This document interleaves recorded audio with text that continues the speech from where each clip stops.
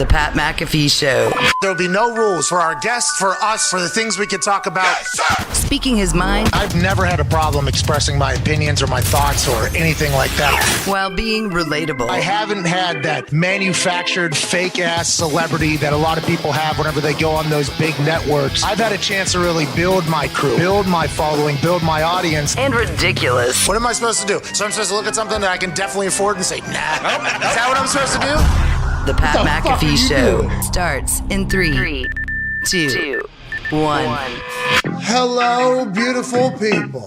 It is Monday, April 11th, 2022, and this sports show shall begin right now. Yeah. Can't thank you enough for joining us here on this glorious Monday. We have a packed show. Ian Rappaport will be joining us in about 13 minutes to chit-chat about all things happening around the NFL. Then we'll have Matt Barnes, former NBA great, obviously, all the Smoke podcast host and ESPN host. He'll join us in the second hour because the NBA is about to matter. That's right. Here we The go. NBA is about to matter. Everybody needs to know that. Masters just ended. Baseball's happening. The NBA is about to matter. Exactly. Matt Barnes will be joining us to chit-chat about that and life, and also what he likes to, all the smoke. Oh.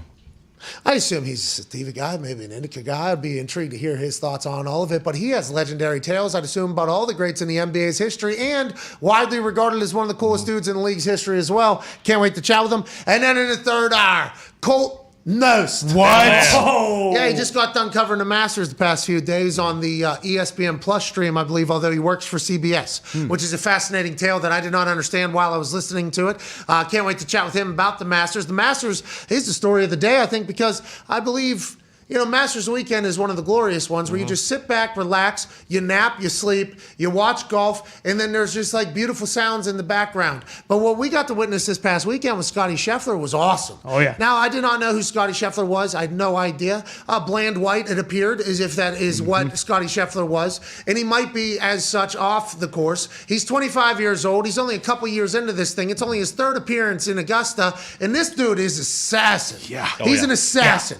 This guy is an absolute stud. It felt like on Sunday might be a day where this brand new young guy might collapse a little bit, even though he had a lead. And there were some players playing now. Hey, Rory got hot. Rory was playing against a prevent defense on Sunday, and he lit that fucking defense up. Yeah. He won.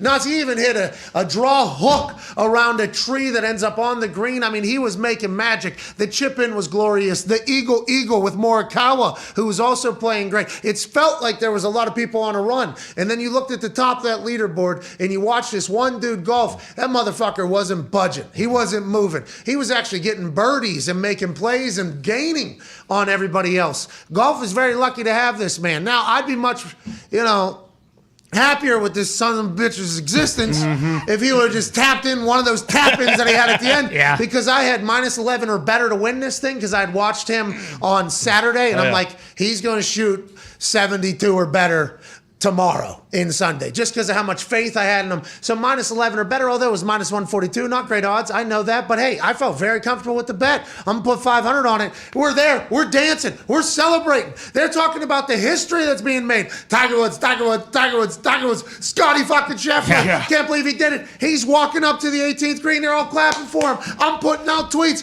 Love this guy. Love this guy. Scotty was chipping in from everywhere. He was putting in for everything. He was falling for the guy. Big fucking hole. Big fucking hole for him. All week.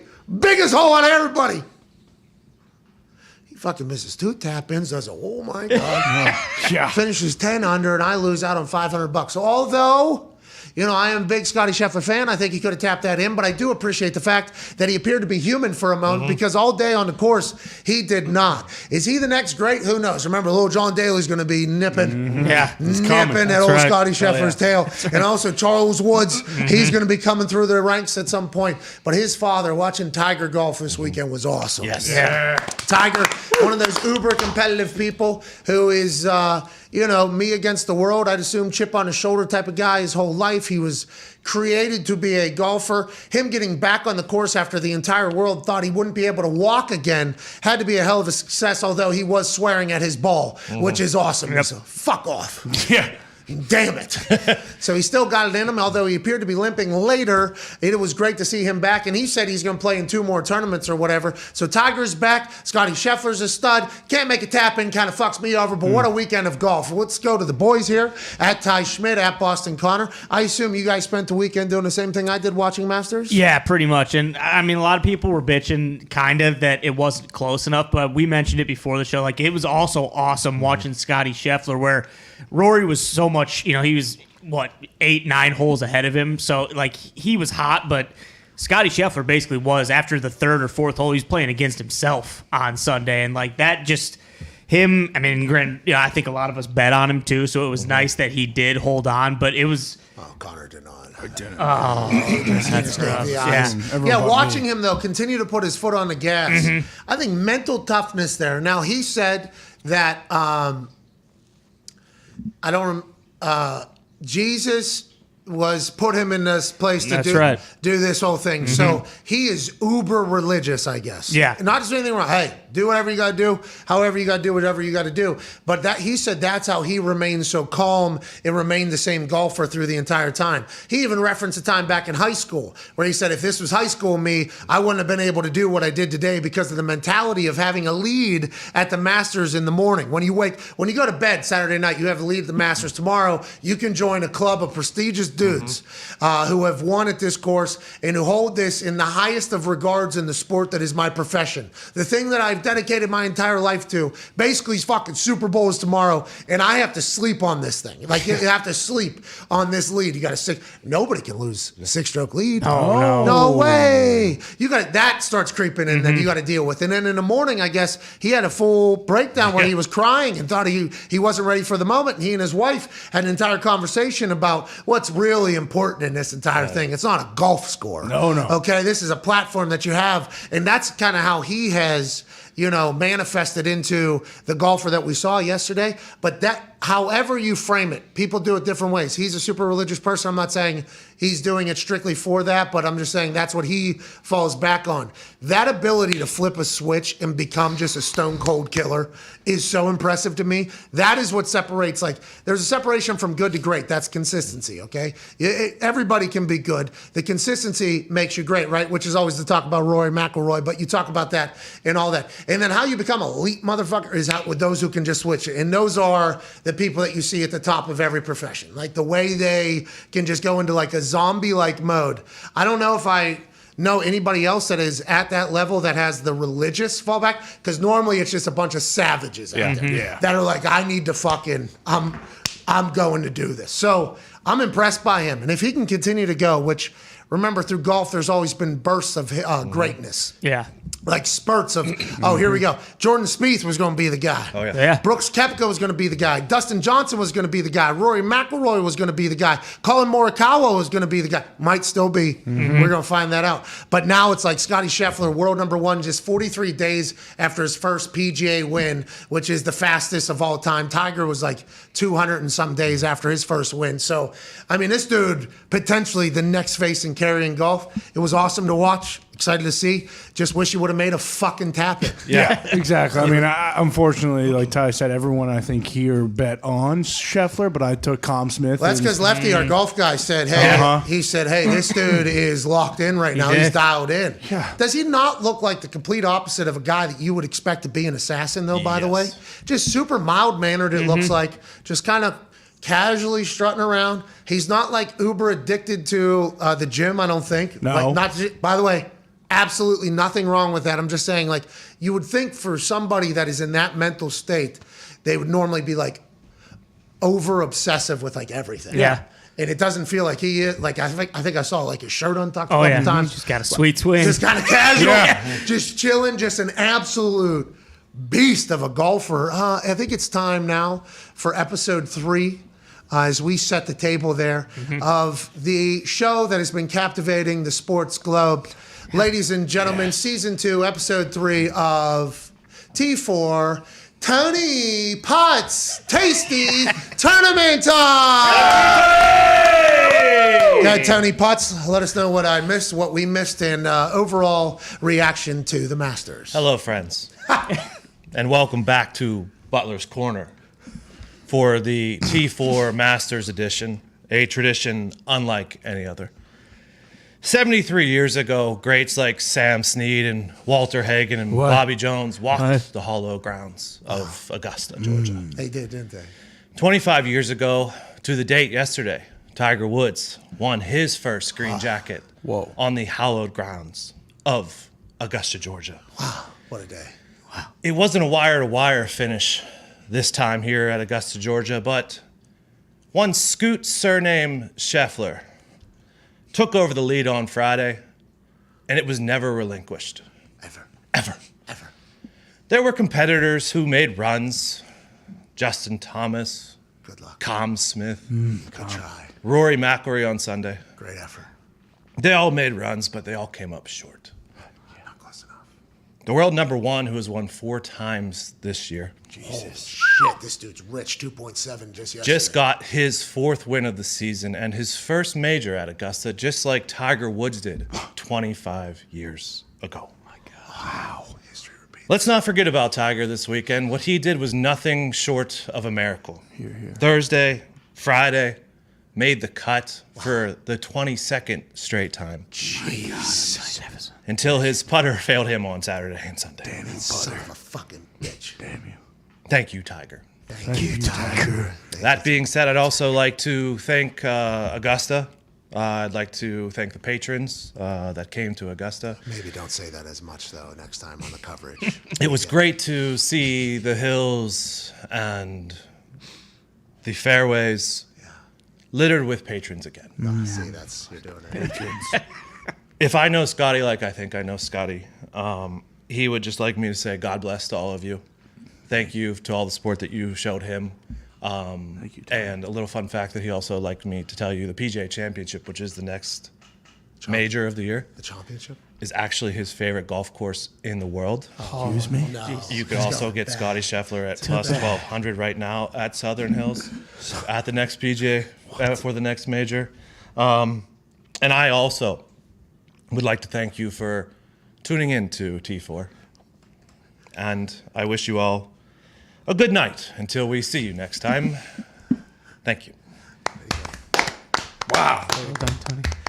I was actually trying to put that bet in because I do feel like FanDuel will hear that and they will change the odds. Yeah. Plus 1,200 right now, and he said it's his favorite golf course. And he's coming off of winning the Masters. Unbelievable. So I saw somebody tweet yesterday that in his bio, Southern Hills is his favorite golf course. Oh, jeez. Wow. Sorry about it. Give him a Whoever else trophy. is playing. Yeah. Sorry about it. Scotty Slam. Oh, my God. And that was another edition. I believe that was the season finale Wow. of season 2, T4, Tony Putt's Tasty Tournament Time. Well done, Tony. Great season. This is a great season. Great season. This is maybe my favorite season. Yeah. Thank you. Seemed like you would have wanted into a little bit more detail on this than the college basketball. Well, Does. Yeah. Certainly does. What about the WPGA? Yeah, what happened this weekend? the with that? LPGA? LPJ, dude. you fucking buffoon. Come on! That's, I mean, what you just did. How'd it go, though? What? How'd the LPGA go? The Christ. Lexi Thompson, I believe, probably won this weekend. Or Annika Sorenstam maybe won this weekend. Annika? Let's change pace. You are a fucking terrible human.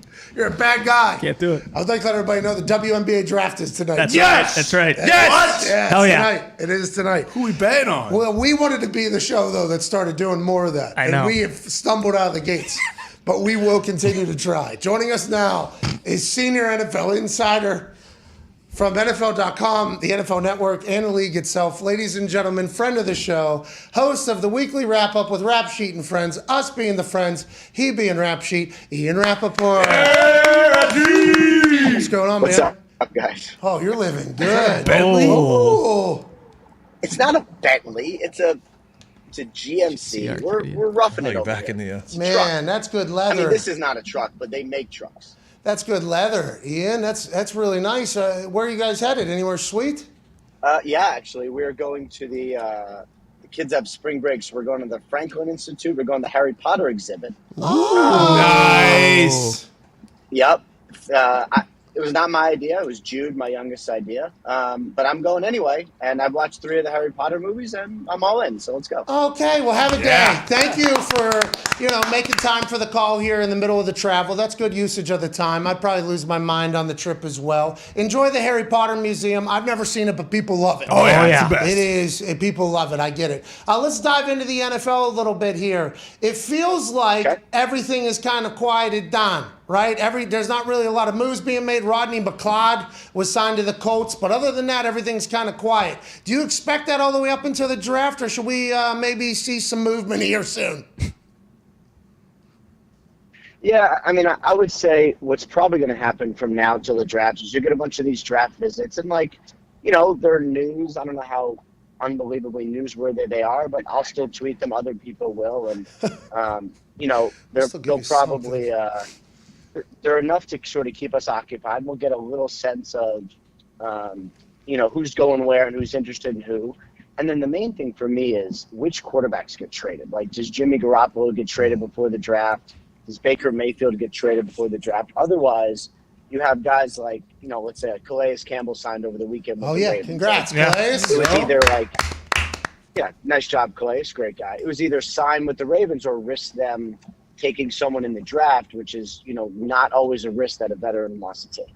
Okay, so let's move on to some things that are being said then by people that we can kind of get a grip with how everything's going. John Harbaugh said the new overtime rules, aren't curing everything, okay? Because now people are going to get upset if both teams score and then that third team scores and then the fourth team doesn't get the score. So he basically said, you give an inch, people are going to want a mile here, and there's still going to be problems. Was there that much backlash on that, or did everybody want to change those rules? Follow up, the USFL is doing a microchip first down thingy that got introduced to the world this weekend. How quickly is the NFL going to do that? And how often are rules changes being talked about in the NFL?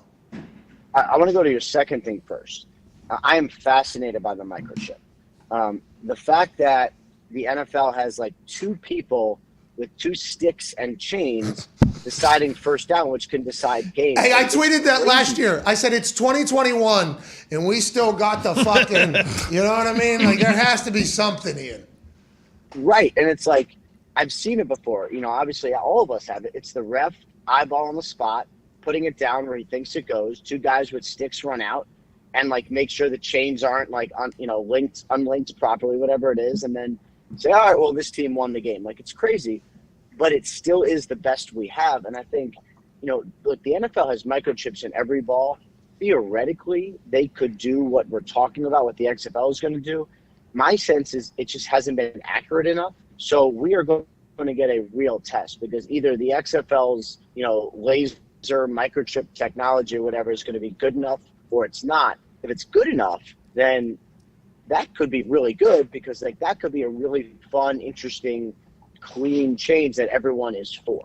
That's one of the really cool things about leagues like the NFL is when leagues like the XFL is when the NFL says, I'm going to look at their technology and then maybe steal it if I want. Okay, so how come they haven't stolen the review system from the XFL, where they just had the Xbox? And listening to Harbaugh say, well, there's going to be people that are going to still be mad. Is that a normal thought process from people around the NFL? If we change rules, people are going to find other things to bitch about? Or do you think they actually legitimately want to make the game better with the rules changes? I think they want to make the game better with the rules changes. I think Harbaugh does a really good job of looking at all angles. He is definitely one of the more analytical and thoughtful rules-changing mavens. Now, he's right. And I don't know if you guys know this, but people get pissed over everything. Oh, yeah. So you change one rule. Yeah. The internet will be mad about a lot of things. So you change one rule, they'll want another rule. But go back to what you said about the overtime thing. I still think it's headed in the right direction. Is it perfect? No, but I don't think spot and choose is perfect either. Right? So to me, both teams will have a chance in the playoffs when it matters most.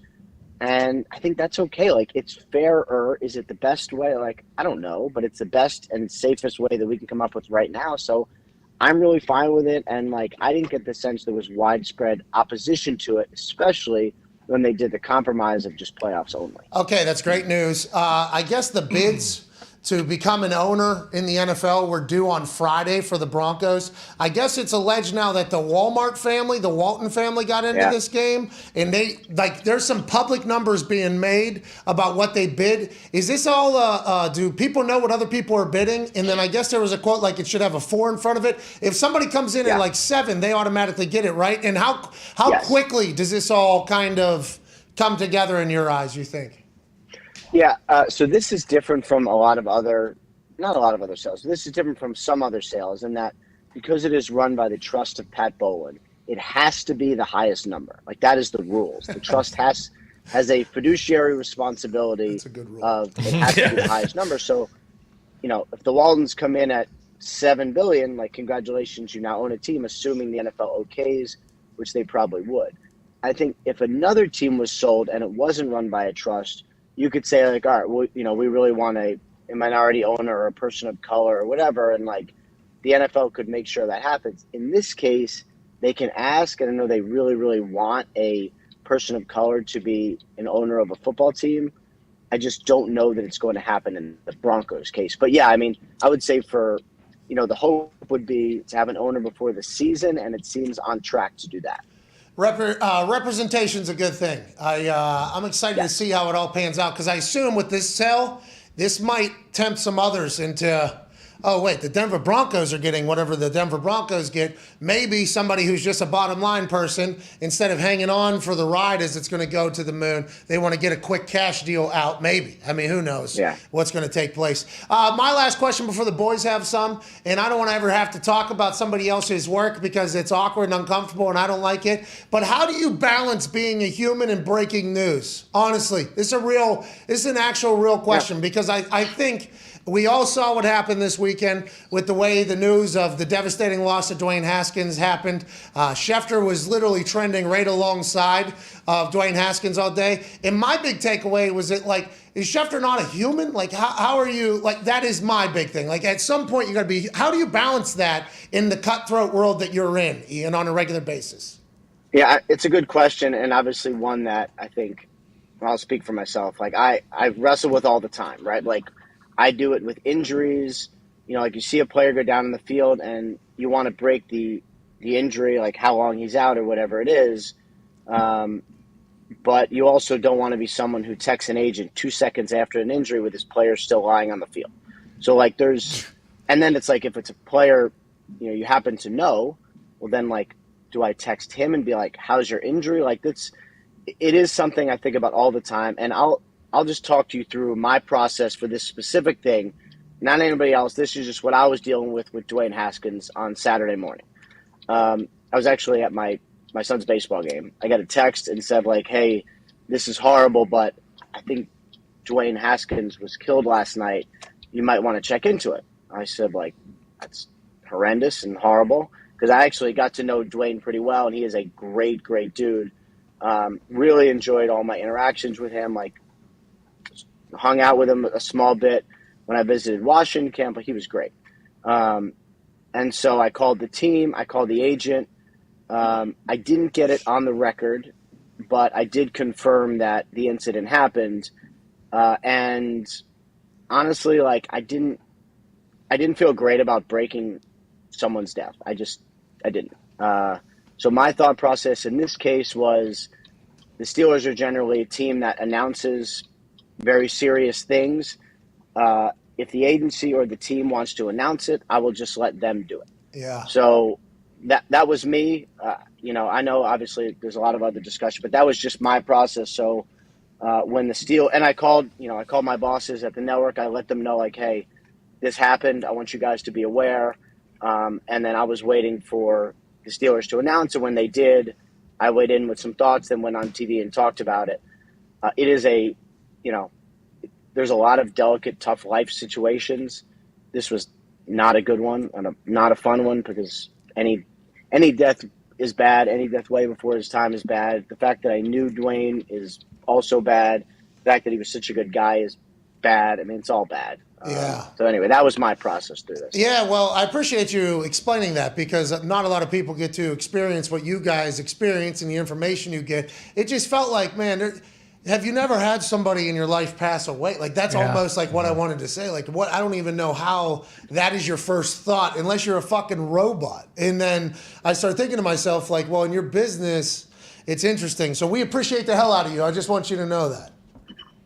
Well, thank you, man. I will say, like, this is something that I do feel like my business, and you know, I've probably talked about my job and how I do things more on your show than at any other time. So I feel like you guys really have a sense of this. Like, it does, in a way, force you to react quickly and then think about it. And so I'm constantly having to be like, hang on, I want to break this. I need to break this, but hang on. And there's been some instances where I've got it right. There's been some instances where I've not. But taking a deep breath and being like, is this 1,000% right? Or when I tweet this, what is somebody going to say? Like, it is so hard, but it is also obviously so important. Well, we appreciate your work. We appreciate you taking time out of your day here. Go enjoy that Harry Potter museum, will you? I will. We're actually pulling up right now. If you Yeah. Hey, there's wizardry in there. Yeah, it's like Gringotts. Thank you, Dumbledore. I'll tell you what's going on now, just to give you a small insight into my life. My wife is now looking for parking, and no doubt not happy at all. So as soon as we're done, I'm going to lend my expertise and try to figure out where in the world people park around here. All right, well, keep your eyes peeled for the family. We appreciate you, ladies and gentlemen. Ian Rappaport. That was a pretty good human answer. Oh, Yeah, very, for sure. very good. He's talked about before, too, how, like, when coaches, when he knows they're getting fired, he'll reach out to them and be like, hey, I have this. Like, obviously, I know that you probably have to tell your family and stuff first. So it's very cool. But I would just like to let you know that I'm probably not the only person that knows this. Yeah. That's that's a fine, because obviously the Schefter reaction was valid and warranted because of how he laid it out. But my first, like, literally, are you a fucking robot? Like, how is that even 24-year-old dude? Crazy. No matter what you said or thought of the way he played football or he's 24 years old. He has his entire life in front of him. He has an opportunity with the Steelers still. He could potentially become a guy. There is so much that could happen and just come out of nowhere. It was like, everyone really caught me, by the way. I was like, God damn, man. Like, that was, it legitimately got me. I did not expect it to as much as it did. I was like, you got to be kidding me. It's 24 years old, man. That's so fucking young. Especially when you see like the story that he posted like the day before of him and Naj just like having a good time in the streets, and like I know all his dudes were close, so it's just tough. Well, and Chase Claypool, well, this is a couple years now. 2 out of the last 3 years, maybe. The Steelers have had somebody very, very, very close to the family pass away because the coach. Yeah, the Wild coach passed away 2 seasons ago, I believe. Rape, like in training camp. Yeah. And then now this. It is. Those are tough to get through as a family, as a team. Let's get to a break. Rest in peace, though. And nothing but positive vibes and love to all his family and friends and teammates. That is heartbreaking. All right, we'll be back in 4 minutes. And why is anybody calling Gil Brandt for anything? Well, good question is right. That's the first person you think of? I don't know. We're back in 4 minutes. There's just so much dumb shit. Yeah, exactly. It's like, why is that even? Obviously what he said is remarkably stupid. Yeah, despicable. But just the thought of why is that the first go-to? Yeah. Unless they were like, oh, he'll probably give us some answer like this. No, you think that there's no way. I don't know. I honestly don't know how that happens. I was listening to it. I thought it was fake. I'm like, this has to be fake. So ridiculous. Gotta be humans, huh? Yeah. Let's be nice to each other one time. Because you never know when it's gonna end. We're back in 4. This is the Pat McAfee Show.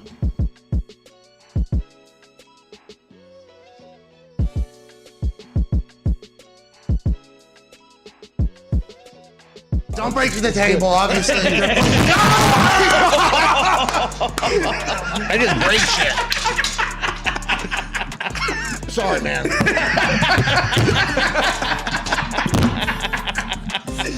Somebody came sprinting behind the barrier and tried to spear him. I fucking dare somebody. I dare the next fool. Ass kicking. What? Saudi Arabia. What? Riyadh. What? Taking a jet plane. What? All the way there. What? All the way back. What? On the way back. What? WWE champion. What? Hey, you Jim! Hell yeah!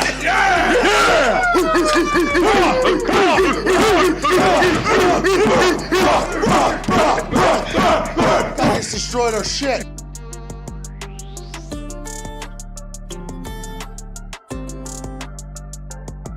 I just saw a picture of you getting out of, I think, a 757 that was from Jim Irsay. What was that, and have you ever been in that plane before? I thought it was like the team plane to fly all of the Indianapolis Colts.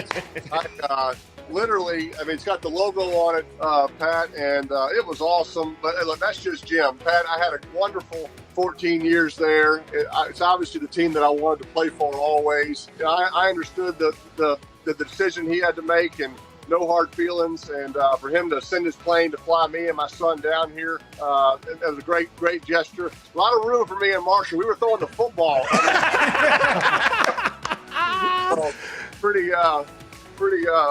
Pretty cool experience. Pretty cool father-son weekend. By the way, as he's moving from event to event right now, you are the best, dude. Where are you headed right now? I'm going to the game. I got Lynch. I got Faneca. I got these guys in the background. Boys, how you? Congratulations. Yeah. Congratulations, boys. All right, Peyton. Oh, hey, there he is. Marshall, I hope you enjoyed that plane, pal. Hey, Peyton, last thing here. You talking to Tom Brady, you becoming friends with him. It was interesting to watch. Oh, yeah, take the photo. Take the photo.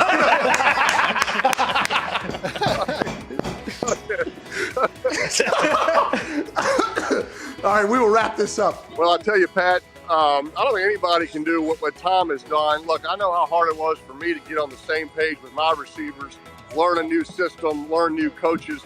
But I had a full off season. I was injured. I was rehabbing. The fact that Tom has done this in a COVID pandemic off season, no time to meet with his receivers. He met with his coaches illegally by breaking into Byron Leftwich's house. So besides that, it's been incredible what he's been able to accomplish, and he deserves all the credit. His leadership is what's put the Bucs in this game today, and I have great respect for him because I know how hard it is, but he deserves all the credit. Hey, how did you know Red 18 was coming? Pat, I mean, I can't tell you how much I appreciate you telling that story and just growing the legend. That was about the 18th time I tried it. I was 17 going into that. And, you know, when it doesn't hit, you just keep walking. Nobody ever really tells you about it. So when it hit, I was as surprised as you were. And the reaction from some of the good old folks there in the casino that night was pretty special. Well, I appreciate you doing that. You made me and those folks in the casino a bunch of money. Congrats on the Hall of Fame nod. Thank you for spending time. Enjoy yourself at the game, Peyton. Pat, thanks, pal. I appreciate you. The Sheriff, Hall of Famer, Peyton Manning.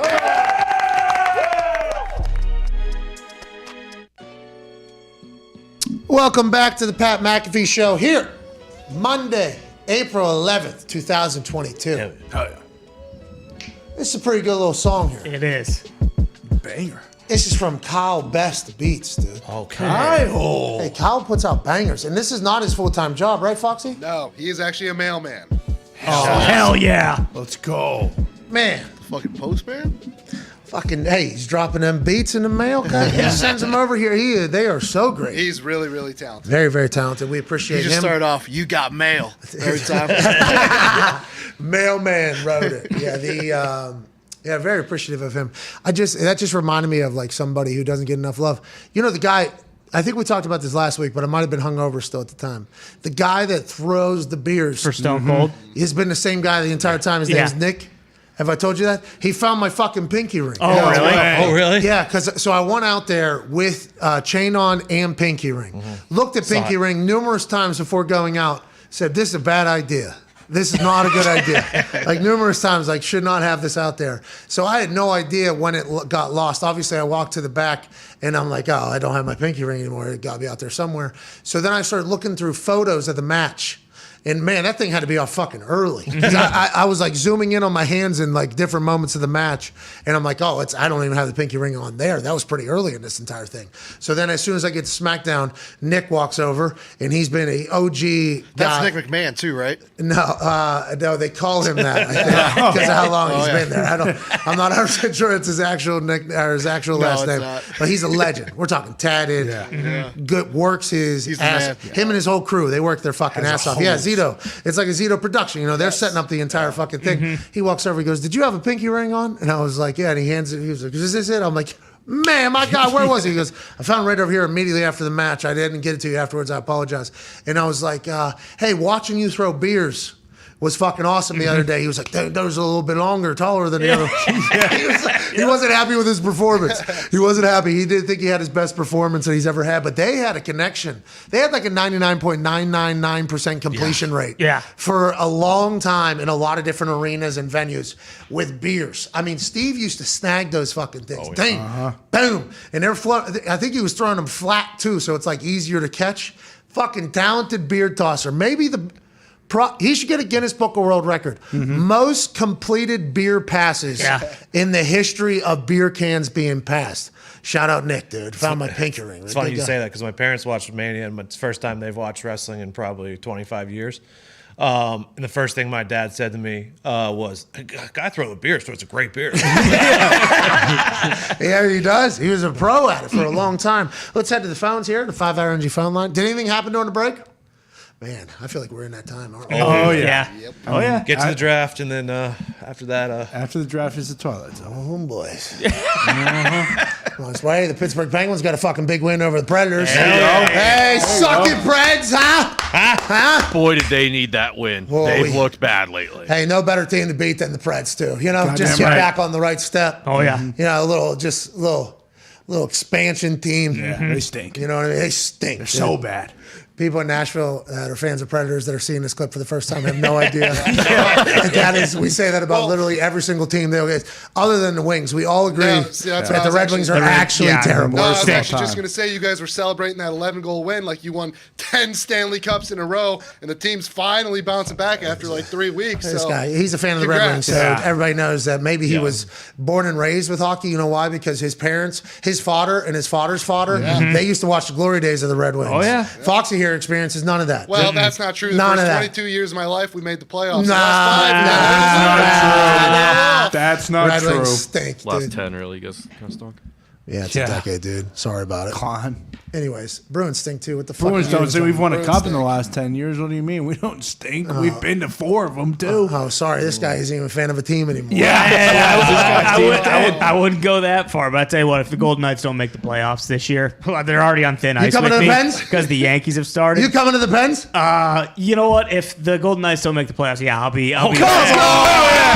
What a fucking joke, Todd. Yeah. No, that's because your team fucking stinks. No, we're awesome. We're hot. No. We're going to win it all. You lost yesterday. Can't go to the Bruins, You're hot. You're ice cold, dude. We're hot, pal. Well, we stay ice cold because we love being inside that ring. First round exit for both of you guys. Yeah, you do. Yeah, we do. Yeah, you do. And we're going to get the Maple Leafs. And we haven't lost the freaking Maple Leafs since 1963. Bro, in the you guys playoffs. love being cold on that You're ring. goddamn right. All right, let's go to the phones. Let's go to Cody in Tennessee. What's going on, Cody? Hey, how you doing, buddy? Hey, not too bad. Keep it moving, pal. How you doing? Doing good. All right, good. How do you think Devontae Adams is going to be used in the Raiders' new system, and how are they going to make the playoffs? Is this Raiders, Cody? This is not that asshat. Okay. All right. Got it. I was about to say, pretty interesting, him just calling to the show. If he did, I mean, that guy's an interesting guy on the internet. He's a big-time fan of the Raiders, though. We cannot deny that. He loves the Raiders. I believe he would die he would die for the Raiders. Devontae Adams, how will he be used? Who knows? Josh McDaniels has the ability to drop any offense. You got to remember that Patriots offense is basically based upon what does the team do bad? We are going to do good. So they always change. It's like a new game plan every fucking week. They do it on the defensive side. Sometimes they do it by the fucking quarter. Like in the first quarter, this is going to be our defense because this is how this team does. In the second quarter, we're going to be able to do it. They're like chameleons over there. Everybody just kind of has to gel and mold together. I would assume Devontae has similar like offense offense run with Aaron Rodgers where, hey, there might be a play call, but we're going to do whatever the fuck we need to do against this particular defense, I assume that offense over there is going to look awesome. Yeah. The fact that they got Darren Waller, who can do so much, and Jacobs in the backfield, and then Devontae as well. Hunter Renfro can run. Hey, he can. Oh, yeah. Hey, separation right there. Bang. I might run. No, he does run a good 40, but you don't even have to run a good 40 if you're good out of your cuts, because there's separation right there. That's why you see some of the older receivers who might not. T.O. said he was at running 4.4, by the way. That's right. T.O. said he's still running 4.4. Yeah, he did. With 48 years old. I believe him. Yeah, me too. Why would he say it? Why would he say it? He knows that right now in the world that we're in, and he's going to play in fan control He'll football. have to pay the piper sometime. He'll have to do it at some point. Yeah. But as the receivers get older normally, as opposed to T.O. who's running a 4.4 or whatever, the reason why they still get open is because how smart they use leverage in the way they just get out of their fucking. And Hunter Renfro can stick that. Oh, yeah. That broken toe city, by the way. Running 20 miles an hour and then stopping out of nowhere and then cutting back. It's unbelievable stuff. I was thinking how they'll use Devontae. Probably put him in motion. Probably quick screens, slants, outs.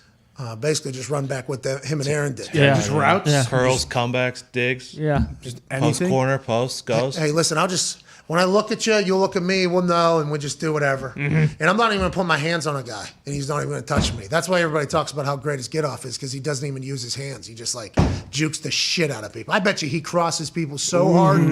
Devontae Adams crosses people so hard on the basketball court. Oh, yeah. Oh, my. There's a lot of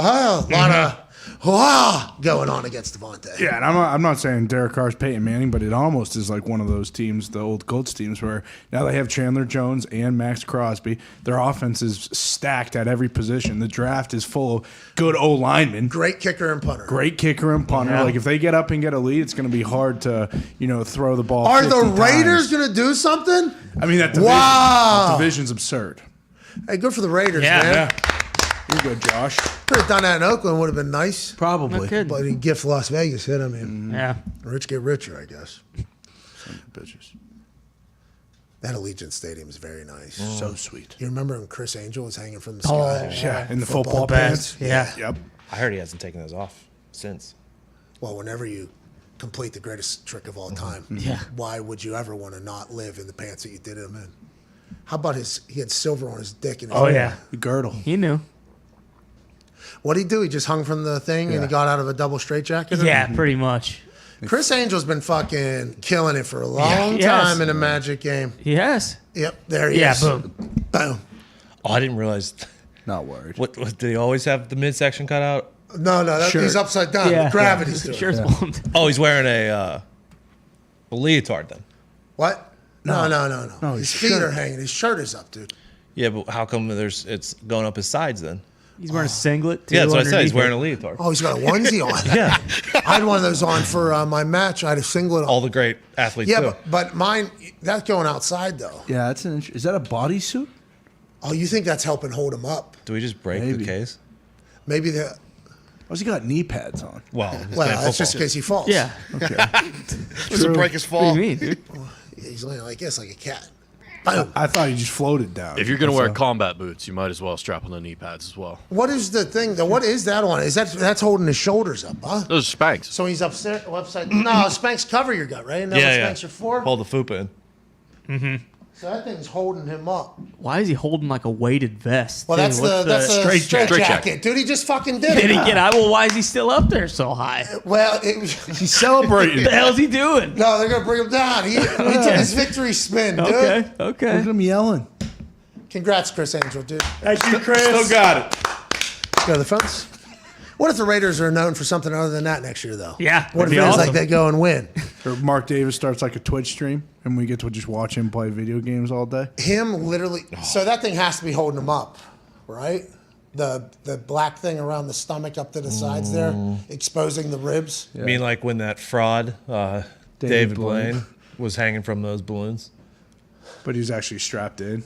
Yeah. And that bigger fraud Wnba was strapped in when he was tightrope walking? Listen, they're not allowed to do that shit anymore. Chris Angel wants to be up there with nothing. Yeah, exactly. All right, that's what Chris Angel wants. Just like the wild and wonderful Wnba family.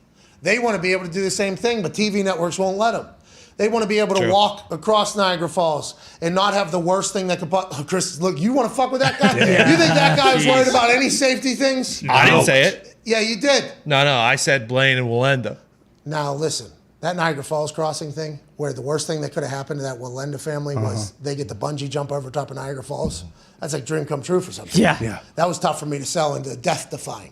What this guy does though, death defying. Absolutely. Okay, I seen him cut somebody in half with a saw that was radius about 10 feet. Yeah. Oh, that's what Chris Angel does. Hell yeah. He picked a body up from a park bench and put it on somebody else's top half. Yeah. On another park bench. That guy right there. A little bit more respect out of you. Well, he also requested a standing O, right? At his show. Well, He needed our energy to get that saw. Yeah. True.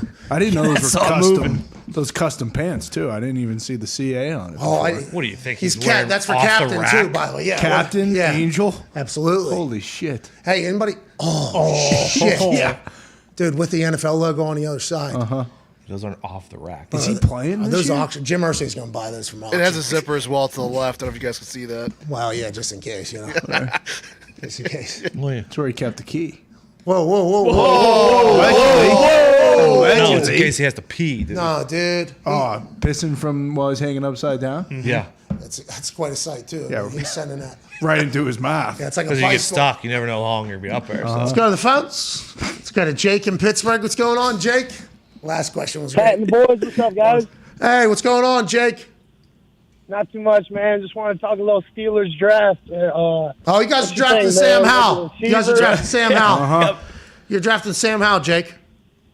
All right, what does Mitt think? What does Mitt the Guru think? Oh, that's Wednesday. Come on, Jake. Fucking hey. Listen. Don't rush All right, greatness. Jake. Geez, we got segments now because we're in the middle of the offseason. There's nothing to talk about. Mitt's mock 3.0 comes off the press Wednesday. Yes. Cannot wait for that. Mitt's been doing his homework. Oh, yeah. In the lab right now. By the way, going to 16, half the team. Whoa. Yeah, that's what week 3's doing. Jesus. When it comes to the Steelers, though, you guys are meeting, getting a little cozy with every single quarterback. single one. You're visiting with them. They're visiting with you, taking trips to the Steel Town. You think going quarterback, not all in on Trubisky? The way that it seems, them going to every single pro day, them having dinner with every single quarterback. A lot every of single dinners, pro huh? day. A lot of cool photos. A lot of We cool talked about photos. we talked about Vrabel earning a second date at those pro days and stuff like that. Apparently, all these quarterbacks have earned second date. Tomlin loves dating around these days. Let's get back in order. It seems as if they're potentially going to take one. I'd be shocked at this point if they didn't. Before we got Mitch, I thought it was a perfect idea to get someone like Mitch who gives them a year of a second chance and then potentially draft someone. So in case Mitch doesn't work out this year, you then have a second chance on hitting on a quarterback next season.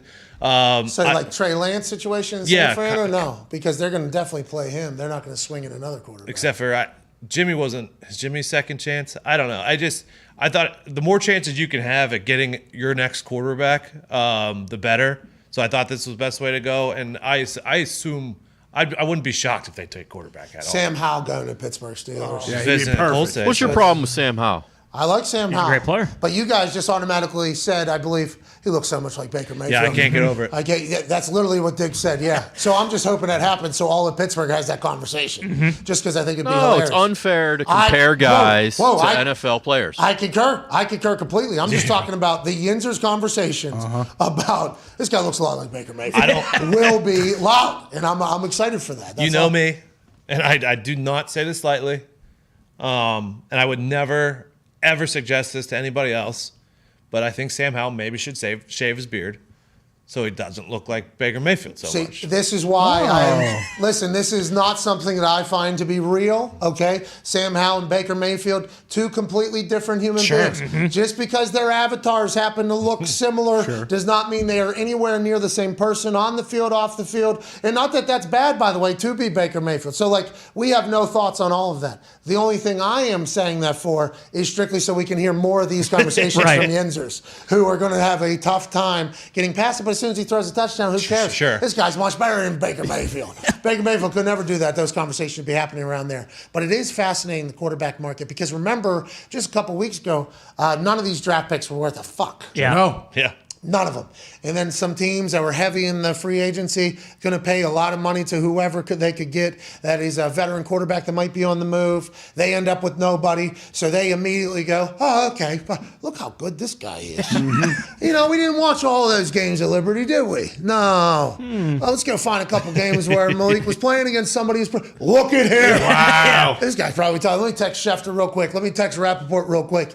Off the record, obviously, but Malik can play. He looks like a guy who might be a day one starter. And then, boom, the tweet comes. High-level NFL executive says that after watching more film on Liberty quarterback, he's a day one starter. And then all of a sudden, boom, we fucking listen to us. Oh, my God! He's going to the fucking top 10, this guy. He was saving a life at the combine. Yeah. Remember, he was tipping and giving the shirt off his back to some homeless person here at the combine. This guy is going to be the face of a program.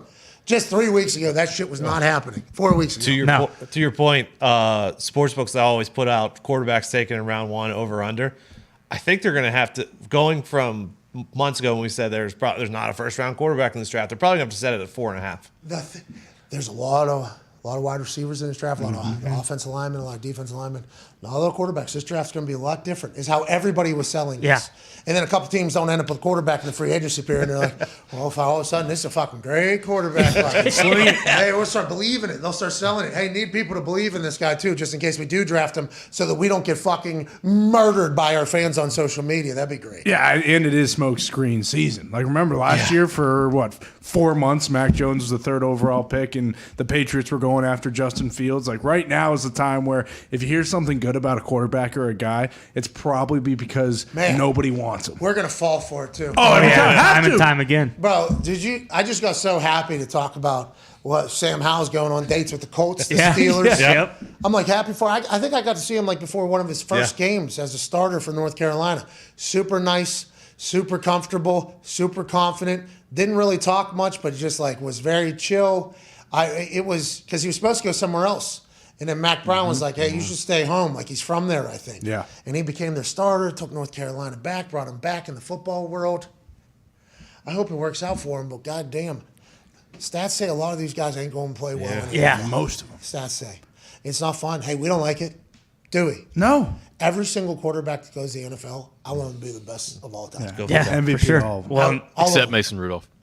No, I would like, hey. No, that guy stinks. Okay. No, that's a good Steeler fan right there. No moxie. That's a Chicago Bear fan there. Can't have a drink with him. A lot of these guys, though, they do now just have unrealistic expectations. When we're talking about them being like, none of these guys are going to go on day one, it's like, well, we're going to pick you 4 overall, so you need to perform like a guy who's going 4th overall. Like, it's kind of, I mean, our fans did not hear us like a month ago, and we were saying very loudly through anonymous sources that there's no quarterbacks in this draft class. Our fans didn't hear that. You know what they did here? We traded the next 3 years worth of picks to get up here and get you. So, listen, we've had a change of heart. We need you to have a change of game. Yeah, you're going to need to be a Pro Bowler next year, okay? And it's like they're getting compared to other people in their divisions whenever they get brought in. Yeah. Think about just getting drafted into like a Mac Jones division. You get drafted into a Mac Jones division whenever he does that well that quickly, and people are looking like Zach Wilson, the Jets fans, after seeing what Mac Jones did, and then now the Dolphins fan with Tua, like seeing what Mac Jones was able to do, like, hey, this guy looks like a 14-year fucking vet on day one. What is this all about? And then you're automatically looking at your guy, and your guy's feeling that pressure from everywhere. It is a tough thing to get right at the NFL quarterback position. There's a lot more fails than there is hits, and there is turnover on a rapid scale there. Well, that's why, like Trey Lance, like shit, their quarterback just took them to the NFC Championship. They traded their next 3 years of first-round picks. Like Trey Lance, if he doesn't go to the NFC Championship in his first year starting, it's like, what the fuck were we doing going after this guy when Jimmy G was sitting there and battling through injuries and still making it to the goddamn title game? Let's go one step further. Jordan Love, if Aaron leaves. Oh, Jesus Christ. Oh, no. Oh, my God. Just imagine that being your thought every night when you go to bed. Listen, you can outwardly be very confident to people. But then whenever you put your head down on that pillow right before you fall asleep, what are you thinking about? That would be, and it's not their faults. No. It's not their fault. Not at all. You just got to get much better than you actually are at football quickly. Yeah. Okay? Very quickly. Because everybody else that has like a decade's worth of knowledge and much smarter than you at this position, we're going to be comparing you to them. Yeah. And there's a good chance we're going to get fired if you stink. Right. And the next staff is not going to want to keep you around. So here's the reality. This is a business, and business need to be good quick. Hell yeah. And we've been good for the last 15 years without you. So, if you want to stay here, you have to win.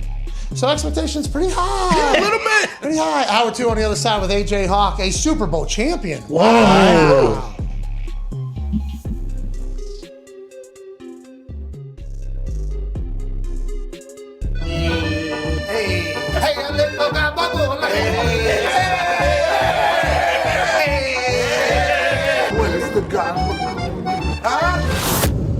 We are live in the home of the Trashers, alongside two of the greatest Pisons of all time, AJ and Jimmy Galante.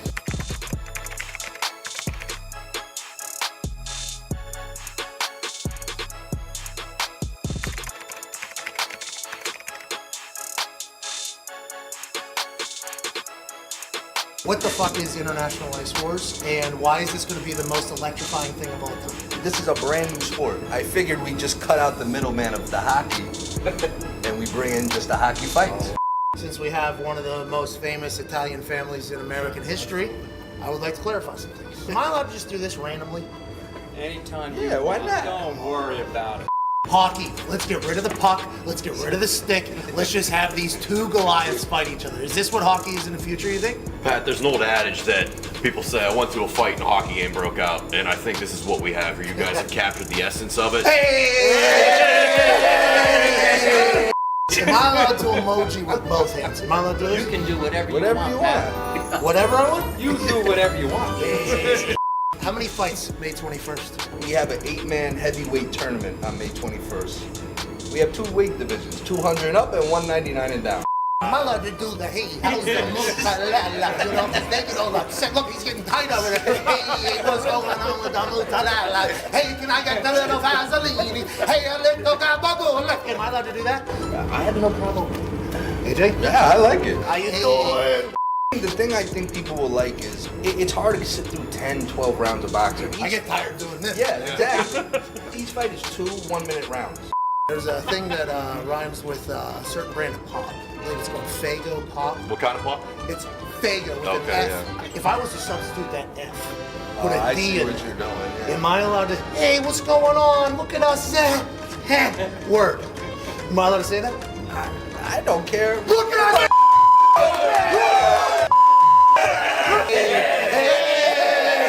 We gonna pop the tops off, or we going bare knuckle? They're wearing full hockey gear, Okay. helmet down to skates, but they do wear 4-ounce MMA style gloves. Intros, how are intros? I think it's going to be very WrestleMania-esque. Pyro? Yes, very WrestleMania-esque. Hey, are you going to be in there just throwing money at the winner? I would love to be able to go to Canada, but I'm not allowed in the country. Because of... Hey, you fucking have nothing to say over there. Life just got so much better. Do whatever you want. Hey. What does the winner get? A title belt? Oh, no. King of the ring can get a crown. Who is the judges? The judges are going to be the current or previous hockey enforcers who know what to look for, rather than randoms like in boxing who've never boxed. Do you plan on any ex-NHL goons getting in? Hey, we'd love to if they're not scared. Hey, come get a couple stick taps. There's a lot of NHL guys that are super excited for this. How do we know that the judges aren't gonna be paid off? Yeah, because, you know, to curb the people that may be some prejudice because of our front office staff, we have 5 judges per fight instead of 3. So it's easy to pull one guy out, but with 5 it's a little more difficult, so just in case. And here's the best part, if one of the judges is a current fighter, okay? If we have a fight and you lose on the cards and you don't like it, you call out a judge for the next Ice Wars and fight them. Shouldn't that be how life is a little Yeah. Yeah. If it goes to a draw, it goes to an immediate 30-second icebreaker round on site. If the ref raises 2 hands, it's on site 30 seconds. Battle it out for the winner. Let's go. Who will get the crown? We find out May 21st on Fight TV. Tickets go on sale first week of April. I see your hoodie. Yes. You make sure AJ Hawk knows that you are a real Italian because I said so. And if he's got a problem, tell him to call me.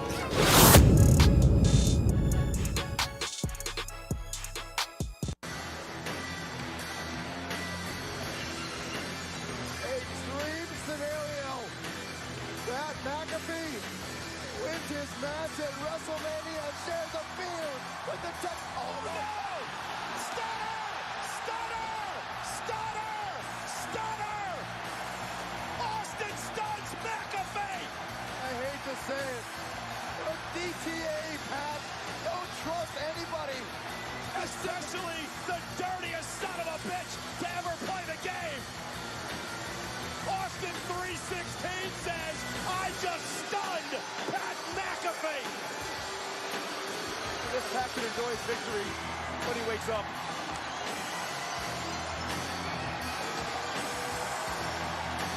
The celebration belongs now to the Texas Rattlesnake. Stone Cold Steve Austin.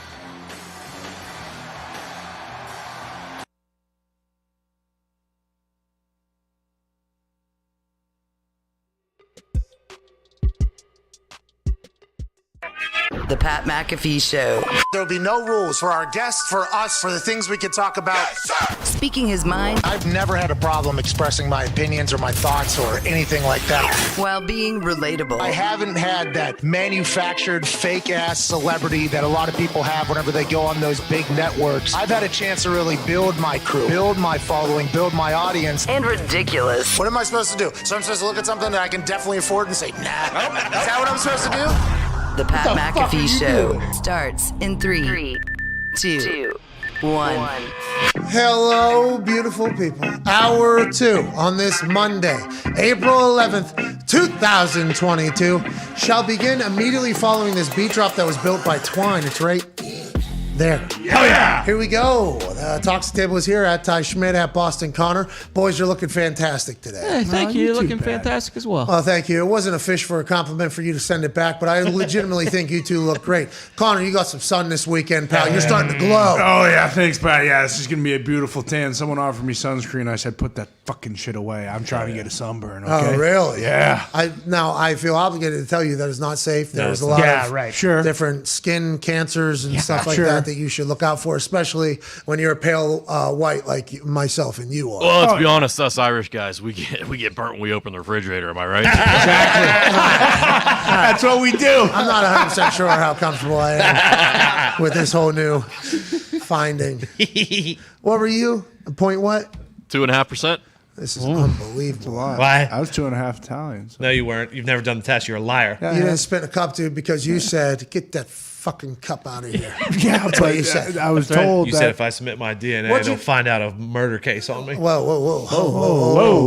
I hope that's not the case, by the way. Shit. Heard you murdered a golf course there this weekend, huh? Yeah, absolutely slaughtered it. I mean, off the box, I am getting so much better at the game. Out of the box? Out of the box, coming off the box, coming out of the box. T-box? I'm getting good. Yeah. What do you use, driver or no? Oh, yeah, every time. And for a while there, I was trying to swing it as hard as DeChambeau, but I decided to slow it down a little. That's what they always say. Exactly. Slowed it down. Gotta go power. No, Power is the only way. See, that's the whole, like, would you accept advice from somebody that you're not trying to become thing? Sure. You know, because Zito is his own golfer. Yeah. Zito is his own so golfer. on the tours, stole my fucking swing. Who? I forgot who it was. Zalatoris, he attacks the shit out of that. Oh, yeah, he does. How dare you? Tone Diggs is here, one half of the Hammer. Dahn. Cowboys, if you missed the season finale of Season 2, Episode 4 of Tone's Tasty Tournament Talk, I mean, you missed a great one. It's out there at Pat McAfee Show Twitter. It's out there. You'll find it. I don't want to have to make you do it again because your first one was so good. Joining us now is a man who every day we get to chat with, we think to ourselves, wow, what a specimen. What a unique individual. What a toxic person who happens to be one of the greatest athletes to ever walk this earth. Oh, yeah. Remember, this dude used to run a 4.4, 40-some inch vertical, college football national champion, Super Bowl champion, Ryder Cup champion, COVID survivor. Damn. Ladies and gentlemen, the Ohio State Buckeye in the Hall of Fame, A.J. Hall. What's up, guys? Happy Monday. Hey, go Elks, dude. Yeah, I think I might just wear the same shirt every single day on here. there's no reason to even change anymore, I feel like. Welcome, dude. Bingo. I mean, we watch it. I don't buy 50 beaters at once and throw them away after I wear them. Well, this isn't a beater, okay? And a lot of people compare beaters to what I wear, okay? Your tanks. Sorry, your Thank black you. tanks. For instance, Brochacho at the Yankees game, who I am a big fan of, okay? Big fan of that guy. He was in a beater, I do believe. Yes. Okay, he looked, listen, this dude's yoked. Holy all right? shit. This dude, I think, plays football for Army. And this dude was the reasoning behind my mentions blowing up about me being at Yankees game and also me getting off keto too quickly or something. Okay. Yeah, a lot of that Whoa. stuff. I wish I was as yoked as this cousin. Hell right yeah. here. With that being said, that's a beater. I wear tank tops, okay? T-top, a little bit looser, all right? Not meant to be worn underneath something, okay? Beater usually underneath something, or when the top comes off, you're like, hey, how you doing? I'm a guy that wears a beater. Right. Tank top is to be shown. That's right. At all times. Okay, two different things. And yeah, I buy 60 to 70 of them from Amazon. Shout out. Jeff Bezos making that happen and going to space. And shout out to that guy living his best fucking life, dude. Yeah. Love this dude. Have we learned anything on this guy? Did they locate him? Who he Yes, is? I think he plays football at Army, I believe, because KFC tweeted something. By the way, KFC's been saying some really cool and nice stuff about me. I appreciate you, KFC. Always got along with him whenever I was back at the Barstool days. But he put out a tweet calling this guy and me, a comparison, and I believe it captured the eyes of some people. And then he caught on, he quote tweeted it and said, I'd love to be on the pod. I didn't know if he was talking to me or to KFC, so I did not respond. Was not going to be that. But he does play football for Army, I believe. Would love to chat with him. I bet this dude is a legend. Yeah. I think it's good. Did the Yankees end up winning? Yes, they did. About how much? Pretty big? 4-2, I think. That was on Saturday. I Make believe. this dude the fucking mascot. Yeah. All right? Why is this guy not? Come on. He is the mascot of Yankees fans, is what the internet was saying. And I hope he takes that as a compliment. I'm sure they don't mean it as such, but he fucking deserves it. AJ, what you do this weekend? You watch a Masters? Scotty Scheffler is an animal. This guy. Now, he goes about his killer mentality differently than every other person I've ever heard that is at that level of being able to flip the switch and keep the pedal down and everything like that. He's super religious, falls back on his faith in there. He never let that thing get close. I don't know if you watched all weekend. He was fucking unbelievable. Only 25 years old, has the soul, they say, of a 50-year-old. I'm like, all right, this guy appears to be a bland white. He is a great golfer, a fucking unbelievable golfer, this guy, AJ. Yeah, well, they talk about it on the broadcast. The toughest thing is probably Saturday night to Sunday, the amount of time you have until you tee off like 250 when you're sleeping on the lead at the Masters. That's what makes it tough. Like, it's one thing if you start 6 shots behind, you have a crazy day, and you finish before the leaders, and like you put a number out there. That's a little different than sleeping on the lead, I feel like. So the fact that he came out there and didn't skip a beat, and I think I read something where he said he almost had like a nervous breakdown in the morning. Did he say he was crying to his wife? Yeah, and then they had a whole speech about what really matters in life. This is just a golf score. Relax. How in the hell did he go out there? Did he have any shit? Did he do, like, other than the last hole when he 9-putted, did he do anything wrong? I just had to think, like, to myself, no.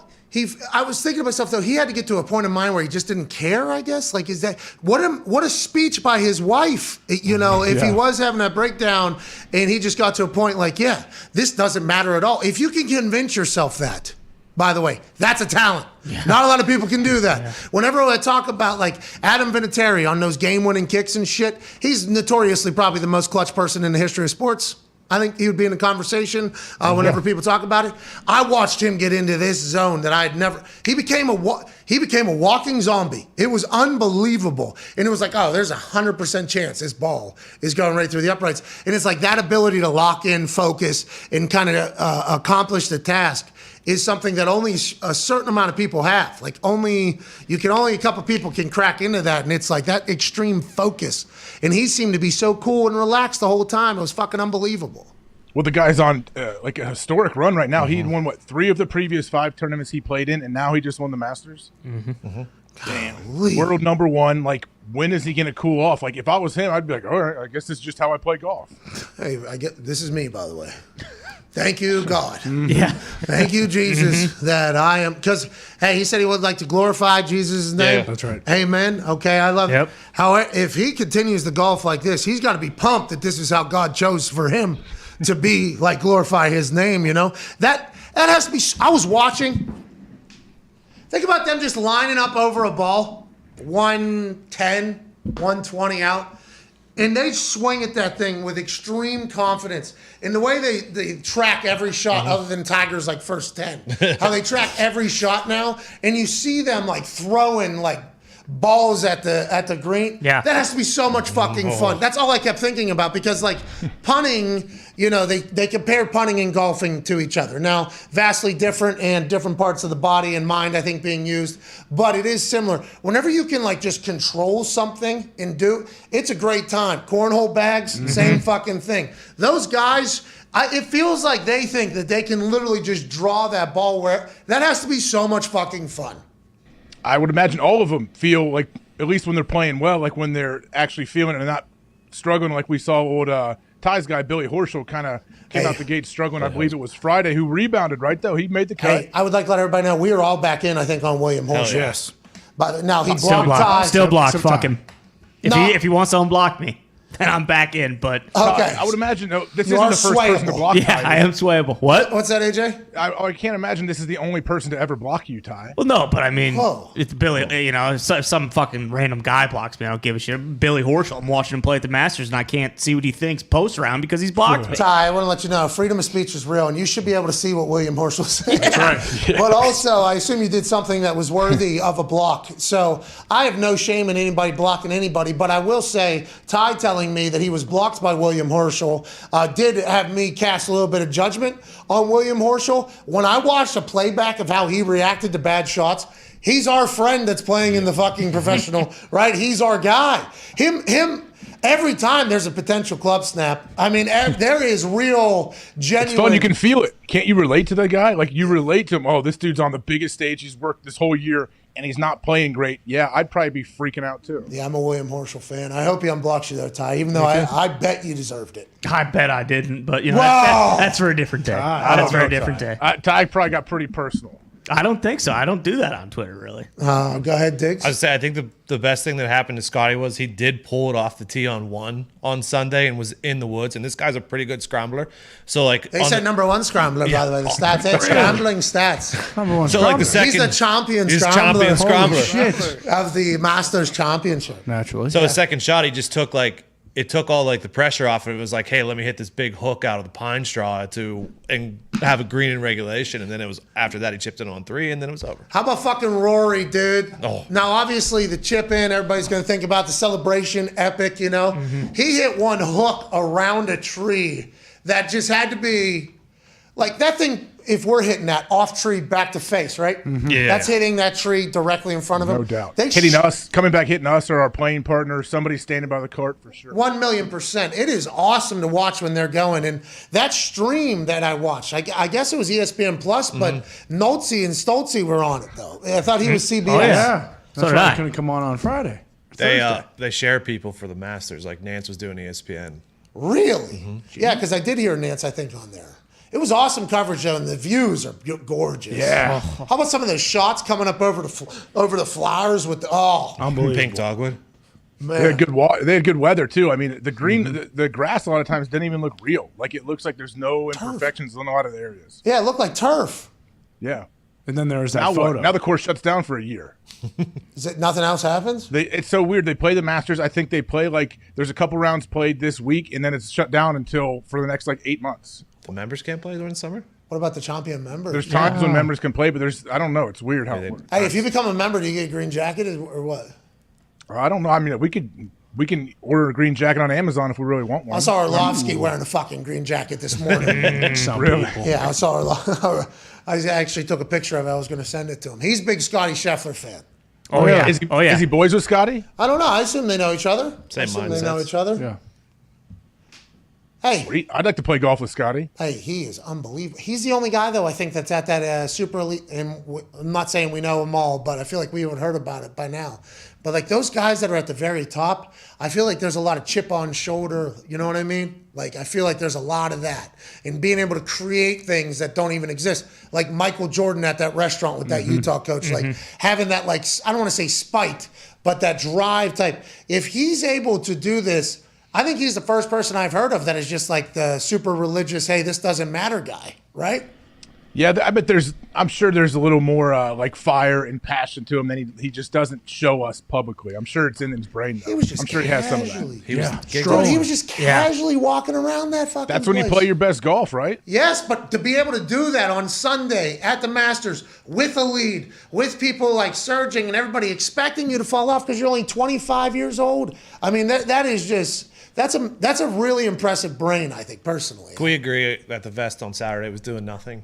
Well, yeah, why was he taking it off, keeping it on? For looks, man. Looks good. It wasn't. No, he kept his heart warm. Oh, I Keeps his thought heart warm. Also, to be able to do all that stuff while like guys are charging and the guy you're playing with is just like completely collapsing, like I think that is also like it'd be easier just to kind of like naturally that rubs off on you a little. I mean, Cam Smith, there was a point where like 8 consecutive shots, he just dropped his club afterwards, like body language terrible. He was just, like to have someone that you're playing with tanking so bad and have to kind of wait and just like remain composed, that was impressive as fuck too. Calm was able to bring it back, but you're talking about Rory and Morikawa. Yeah. They were kind of pushing the double eagle and then the double chip in to end that thing. That had to be electrifying down there. Had to be, AJ. So did Rory finish? Is he second alone? I believe so. Yeah. It's a big deal. Not only money, but also like exemptions for the Masters and for everything else. Yeah. How about him just going on a run, by the way? Shooting a 64 or something like that? It's absurd. That's 64, hilarious. yeah. That's hilarious. He probably thought he had a chance to win in there when that went in. Okay, if they back up, if they have one bad hole. Oh, yeah. He actually said in his interview immediately afterwards that he didn't think it was enough. Oh. Yeah, he said because I thought he was going to potentially, I'm like, this guy might win this thing because we were watching Cam kind of go. Yeah. And he was losing numbers, but Scotty's number just wasn't changing. Like I was watching Scotty play golf and I was like following along with it like everybody else was. And his number just wasn't moving. It was like, this dude is unfucking believable because Masters coverage is very much you're watching, you're on your phone. Yeah. You're back to the Masters. You're watching. There's a big celebration. What's going on? It is an all-day affair, and I'm very thankful, by the way, if they were just sharing talent, for the ESPN and CBS, which they had to have been doing now that I'm thinking back to it. It was an incredible show. I really enjoyed it. The best part is every time the way that Scotty swings is you can see the TW on the bottom of his shoe, and then he uses Tiger's irons too. I love that. Does it kind of fall out of that thing, too? Oh, yeah. Him hitting that draw, what he does with that draw, where he almost falls and like crosses over, it's like that's the number 1 rated golfer in the world. Like that wasn't a mistake that he just did that. He's just fucking around out there. You probably stayed next to his parents. He's from Highland Park, Texas, when you were there for WrestleMania. What? Don't you think? Well, maybe my mono was near his mono. Oh, Yeah. Maybe I should have, because we did see the other guy. Yeah, was he golfing with Jordo during that weekend or no? Maybe he was golfing with So Jordan. wait, Spieth? We didn't see him. We saw maybe. I mean, there was a. Wait, no, what was it? I can't. I don't know. Some guy wearing golf shoes? Us, Jordan Spieth. No, AJ. No. Isn't Stafford and Kershaw from that high school team? Yeah. Wow. Stafford too. I mean, a lot of champions. Pretty good gamblers. Let's bounce around a little bit with the news. John Harbaugh went on Rich Eisen's show and chit-chatted about a couple different things, but the overtime rules, which we addressed with Ian Rappaport in the first hour, where he said, like, you give an inch, people are going to ask for a mile. He said this might have corrected this one possession that Josh Allen would have been able to answer, but then if they go down and score again and it's over, people are going to be pissed again. It's like, when do you end it, is what John Harbaugh said, which, by the way, I could see how somebody could view the world like that, but he should also say, like, at least we got to see another opportunity for somebody to succeed as opposed to not seeing it. I guess there's 2 different ways to look at it. But him talking about Lamar Jackson's contract. Do we have the soundbite for the Lamar Jackson? We'll have to pull that one up. All right, so let's get that. Him talking about Lamar Jackson's contract is so fascinating because I believe Lamar Jackson's like, nah, I don't want to hear, nah. Hey, let's get a long-term deal done, like $200 some million. We'll get to it later, man. That is what it sounds like whenever John Harbaugh is speaking about it here on the Rich Eisen show. Like, legitimately, he said you can't force it. Negotiations are a two-way street, basically. You can't force Lamar into wanting to do this, and when he does come in, we'll take care of it, but he wants to focus on being a football player. And then Harbaugh even makes a great thing at the end where he says, like, Rich, do I ask or care about your salary with your company that you work with? He said, this is like a whole new conversation, basically, that has become something where everybody's worried about everybody else's contract. We have the audio? Maybe. Let's go ahead and run it. I think I did pretty good job. Lamar's your long-term quarterback, though, right? I mean, so yes. Okay. Of course, you think? Oh, quarterback. I can guarantee you, there's going to be a big Twitter storm when I say this. Yes, sir. We are not going to draft a quarterback.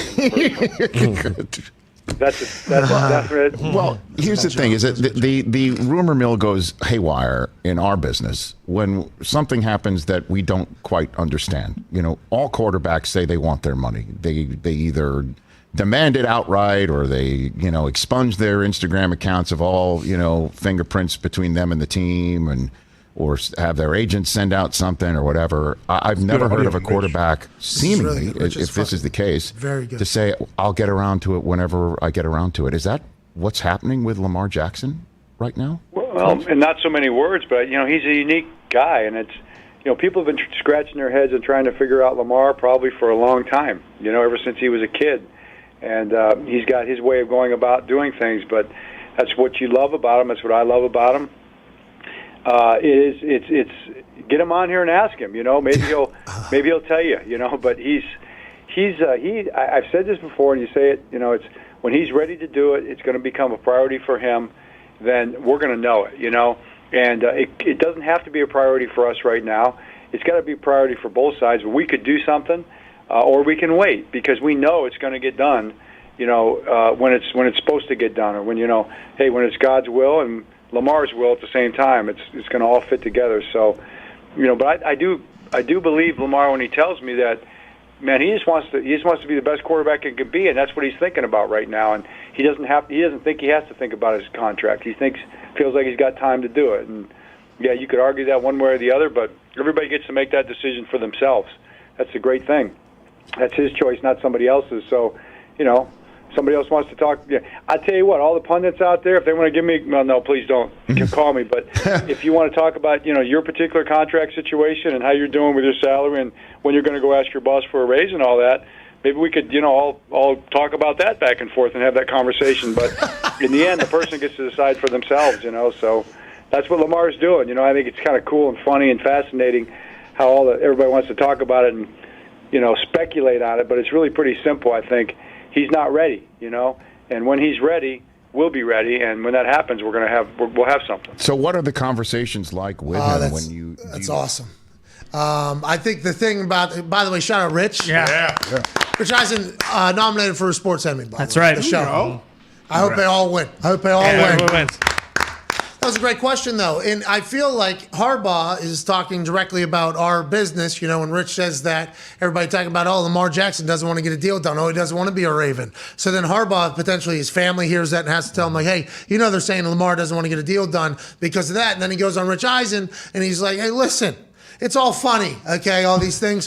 Lamar literally just doesn't want to deal with this right now, and he does all his own business. That is so awesome that Lamar's like, all right, my contract's for another year. We'll deal with this when the contract's up. I'm going to play football. And also, I like the fact that he's just like, we don't need to do that right now. I can do that later. When all anybody ever thinks about, especially with the style that Lamar Jackson plays with, is an injury taking all of that away out of nowhere. And Lamar's like, nah, I'm cool with it, man. You never see him take big hits. You've seen him get better. They won a playoff game. Last year it seemed to be a clusterfuck for them, but if he comes back in balls with these other contracts that are maybe falling in line with the quarterback thing, he's going to get broken off, AJ Hawk. Well, the fact that Harbaugh says he's just not ready right now to do a new contract or he doesn't want to, I guess what's the reason? Is it because he just has supreme confidence in himself? Like, hey, I'm going to keep playing. I know the contract's only going to go up and up as the salary cap goes up. Maybe I want to have a few more accomplishments under my belt before I sign that new one, or what? Joe Flacco did this, right? Joe Flacco could have had an extension with the Ravens. Then he didn't. He played out the last year of his contract. They won a Super Bowl. He got like $100-some million immediately afterwards. It was like Joe Flacco bet on himself. That's how everybody talked about it. Maybe he's just betting on himself. Maybe he's if they're willing to pay him, it's going to be hundreds of millions guaranteed, right? Has to Over be. Mm-hmm. Okay. And that's why Bisciotti.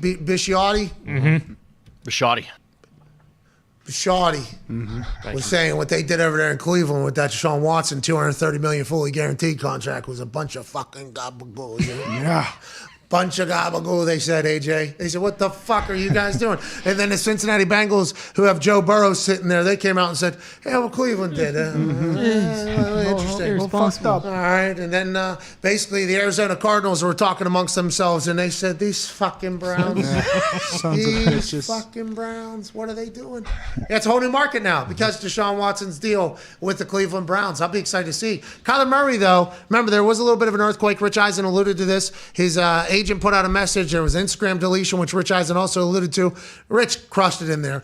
But they figured that out, I guess. He's all the way back. Him and J.J. Watt were lifting. So things can be made right, and maybe deals can change and ideas can move. But I like if this legitimately is just Lamar saying, nah, I'm going to play one more year and I'll fucking get my money later. That's awesome. Well, Kyler too he said he wanted a new deal before the start of the draft. Yep. Like, I guess if nothing's public yet, they might just be waiting to do that. But do you think that he'll So now you assume that they have to get something done before the draft now. Yeah, and when he's already showed, he's fed up with it. He unfollowed him. He'll do all that shit again. It's interesting, the way the business is done these days. But if everybody's getting paid, I'm happy about it. AJ, there's going to be so much money flooding into the NFL, and I think all these players know it, dude. Yeah, they absolutely know it, and they're confident in themselves. But like you said, talk about betting on yourself. Lamar has hundreds of millions of dollars that the team is willing to pay him right now, and he's saying, nah, I'm good. Let me go out here and just play and get better, and we'll talk about that later. I'd say, yeah, you feel pretty good about yourself. You could slip and fall down the stairs, and your career is over. So nothing's guaranteed. I see the headline in Forbes already. The $250 million bet. Oh yeah. Mm-hmm. Yeah. And it's Lamar shaking the shit out of somebody next year. He signs for $300 million. This guy made 20% more than he would have made if he would have bet this whole thing. I mean, the business side of this is all going to be aired out publicly, which is what Harbaugh was also talking about at the end, where he's like, if you want me to talk, maybe we can all talk about your contract. How's your contract? When do you want to go to your boss and ask for a raise? What a line there. Harbaugh's sick of it. Why is everybody talking about this? Harbaugh seems like a real no-nonsense guy, straight shooter, doesn't he? Yeah, he does. I wonder what it was like. That's why his guys like him. His guys respect. He works his dudes. I know, it is not easy in Baltimore, in camp, whatever. They're physical. They play hard. You got to be bought in, I assume, though, to play over there, right? Special teams guy. Oh, yeah. Hey, listen, it's going to take all of us. That's right. 3 phases. How was your training camps? You guys go hard? I know you guys always rode those stupid bikes. No, they're not stupid. They're not stupid. That was a cheap shot. You do not deserve that. I actually like it, but I just, knew you'd get a pop there. The bike thing you guys do over there, because you got to drive across the street or whatever. Normally it's in cars in the middle of winter. Did you guys go hard in training camp? Was Mike McCarthy, hey, let's go ahead and hit? Yeah, we definitely went hard in camp. Especially my first year was McCarthy's first year. It was the old CBA, so my first 5 years were no real rules when it comes to camp and all that. As far as how many padded, you were padded day one. Your first practice of camp is padded 2 a day. So that's just how it was. So yeah, McCarthy, he definitely from Pittsburgh, man. He likes to go. We were definitely cracking skulls a lot. Hell yeah. Yeah, your first day is a padded 2 a day. You could tell that you wanted to say. It was a nightmare, basically. And it's your first practice from 8:30 to 10:45, 8:30 to 11. Then you have all day, and you practice 6:30 to 9 at night. So, no real free time in between you. So it's a grind. Yeah, my days back in the day were real difficult. I bet. Because during the day where they all had meetings, I just had to roam aimlessly around campus, stopping. That had to be awkward though for you because you're on the team, and it's yeah, that would be a weird situation. Terrible. Yeah, it was terrible. Nowhere near as hard as yours, but But different though, mentally weird. What am I supposed to do? Yeah, I just sat there in my dorm basically, right off the side. Had it pretty souped up when the boys came back. Nice little clap. Yeah. Stopping some meetings. I go stopping some meetings. Hey, how we doing? Fake juice. Everybody's miserable. Poke the head in the offensive line room. Boys, maybe we hit a little harder tomorrow. That type of stuff. And then you guys still got another 3 hours of fucking meetings. So. You can only do that, go to the training room, practice juggling a golf ball with a golf club, nice. Showcase that on the show, shoot some hoops in the gym, hopefully not roll an ankle, and then just, kind of go about your day every single day and just say, hey, I'm sorry, boys, you guys want something to drink or smoke? I got some edibles over here. Do whatever you got to do, man. Season's soon enough. None of this means anything. Can't wait to get started. But those old CBA rules, you guys are a bunch of madmen. The fact that you never had a concussion is incredible. Continue to be. Way to knock go. knock on wood, right? I wish they would have put the. I wish we would have put the diaper caps? The diaper caps on yeah, your. those are cool. They're sick. I wish you would have been able to do that. Maybe keep you safer or not. You know, that would have been a cool thing. I think joining us now. I'm not 100% sure. No, not joining. Let's get to a break. Let's get to a break. Matt Barnes is on the other side. Oh, yeah. Hey, I'm very pumped for this conversation. Oh, he is awesome. His show, his podcast, he's great. Yeah, I've never met him. I'm a big fan, though. I can't wait to chat with him, actually. This is going to be good because the NBA matters now, too. That's right. Let's go. Let's pay attention. Let's learn some shit here. Here we go. Okay, we're back in 4 minutes. This is the Pat McAfee Show, Monday, April 11th.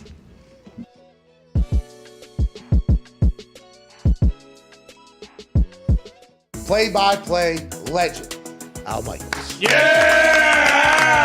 What's up, man? You know, I decided to dress for success. I I've been working out all week, baby, just to be your doppelganger. And I got to tell you something. You know, I don't know what the future is going to hold next year, but if you got a spot for me, either in the studio or I could play the role of AJ Hawk as well. We have room for you wherever, whenever. Okay, so let's dive right into it. You know that I exist. This is awesome. I love this show. No. This is everything I dreamed about, right? No holds barred television. None. How long you been in the game? TV game? I said forever, but I should have done more research. This is 100% on me. How about 1968? I did the Hawaii Islanders of the Pacific Coast League, minor league baseball. Then on to the Cincinnati Reds in 1971. That's 50 freaking years ago. Marty Brennaman succeeded me for the next 44. I did 3 years there, and then I went to San Francisco. The Giants tripled my salary. And that's why. And then ABC for 30 years and NBC for 16, and here we are, man.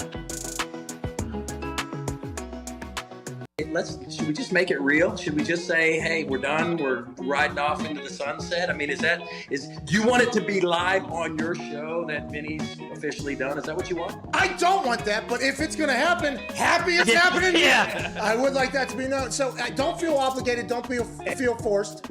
Put it this way. Hey, let me see. Today is Wednesday. By Friday, if paperwork goes in, you heard it here first. First of all, congratulations on a legendary fucking career, dude. In a game that revolves around the score, okay? That's how they pick winners and losers, is in a game in which they keep score. To be the all-time leading scorer in scoring sport, I think many would say,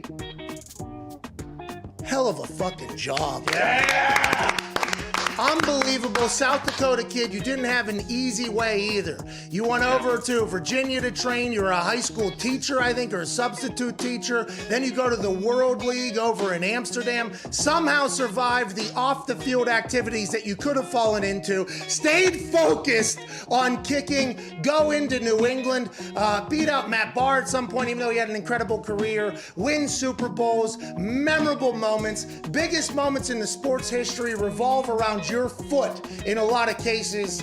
Congratulations, man. You're the fucking best. I was honored to be your teammate. Yeah.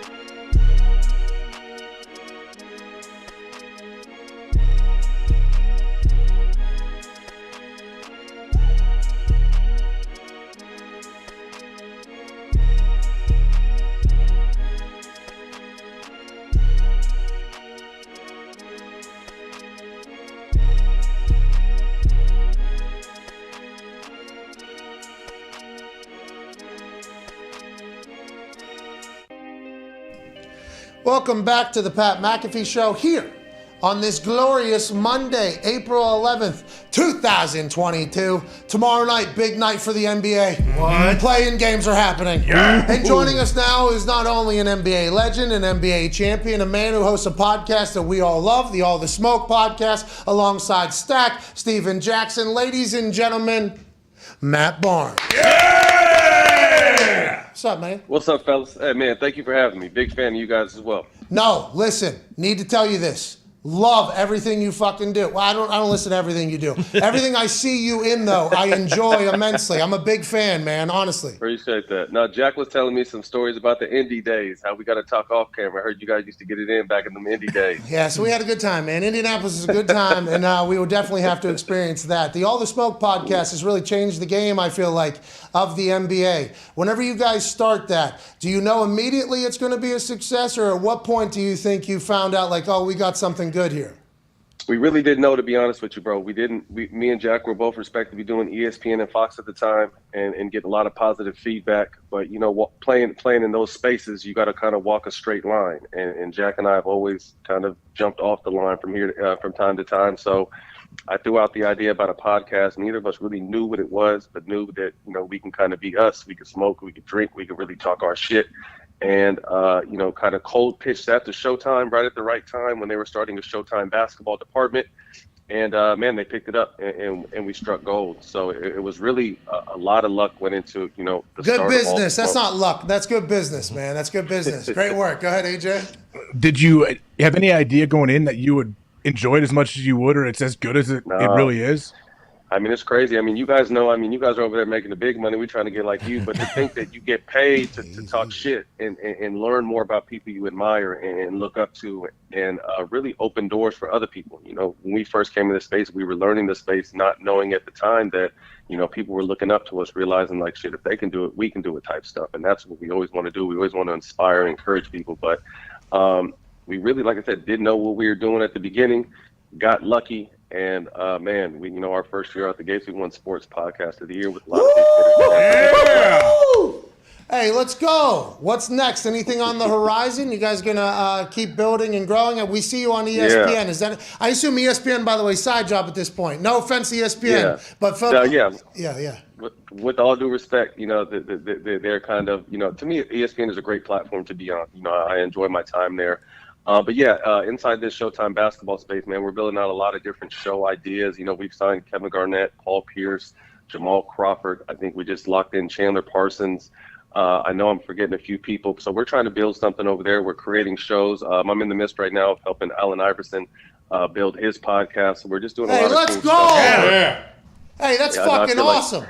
Everybody wants to hear from AI, you know, beloved cultural icon on and off the court. So we feel like we got to do him right and help him get started as well, man. So we're doing a lot of dope shit over at Showtime Basketball, man. It feels like the NBA has always been filled with a lot of entrepreneurs. You know, I feel like that is the case. Am I wrong in thinking that? It feels like, because there's only a certain amount of you guys, right? I feel like you guys know who's going to be NBA guys whenever you get older, too, as you grow up. And I feel like there is a lot of generational pass down of information. I might be wrong in reading this from the outside in, but it feels like there's a lot more entrepreneurs in the NBA world than other sports. Am I wrong?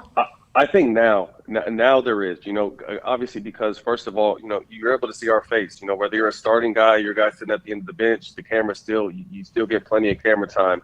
But I think now, you know, I played from 2002 to 2017, so it wasn't necessarily the business side that we discussed back in the locker room. It just wasn't that way. I think towards the end of my career is when guys really started talking about life after basketball and business, entrepreneurship, investing, all that kind of stuff. So I think I caught the end of that. But, you know, I was someone who was able to, you know, being a role player, I was a role player. I wasn't a star.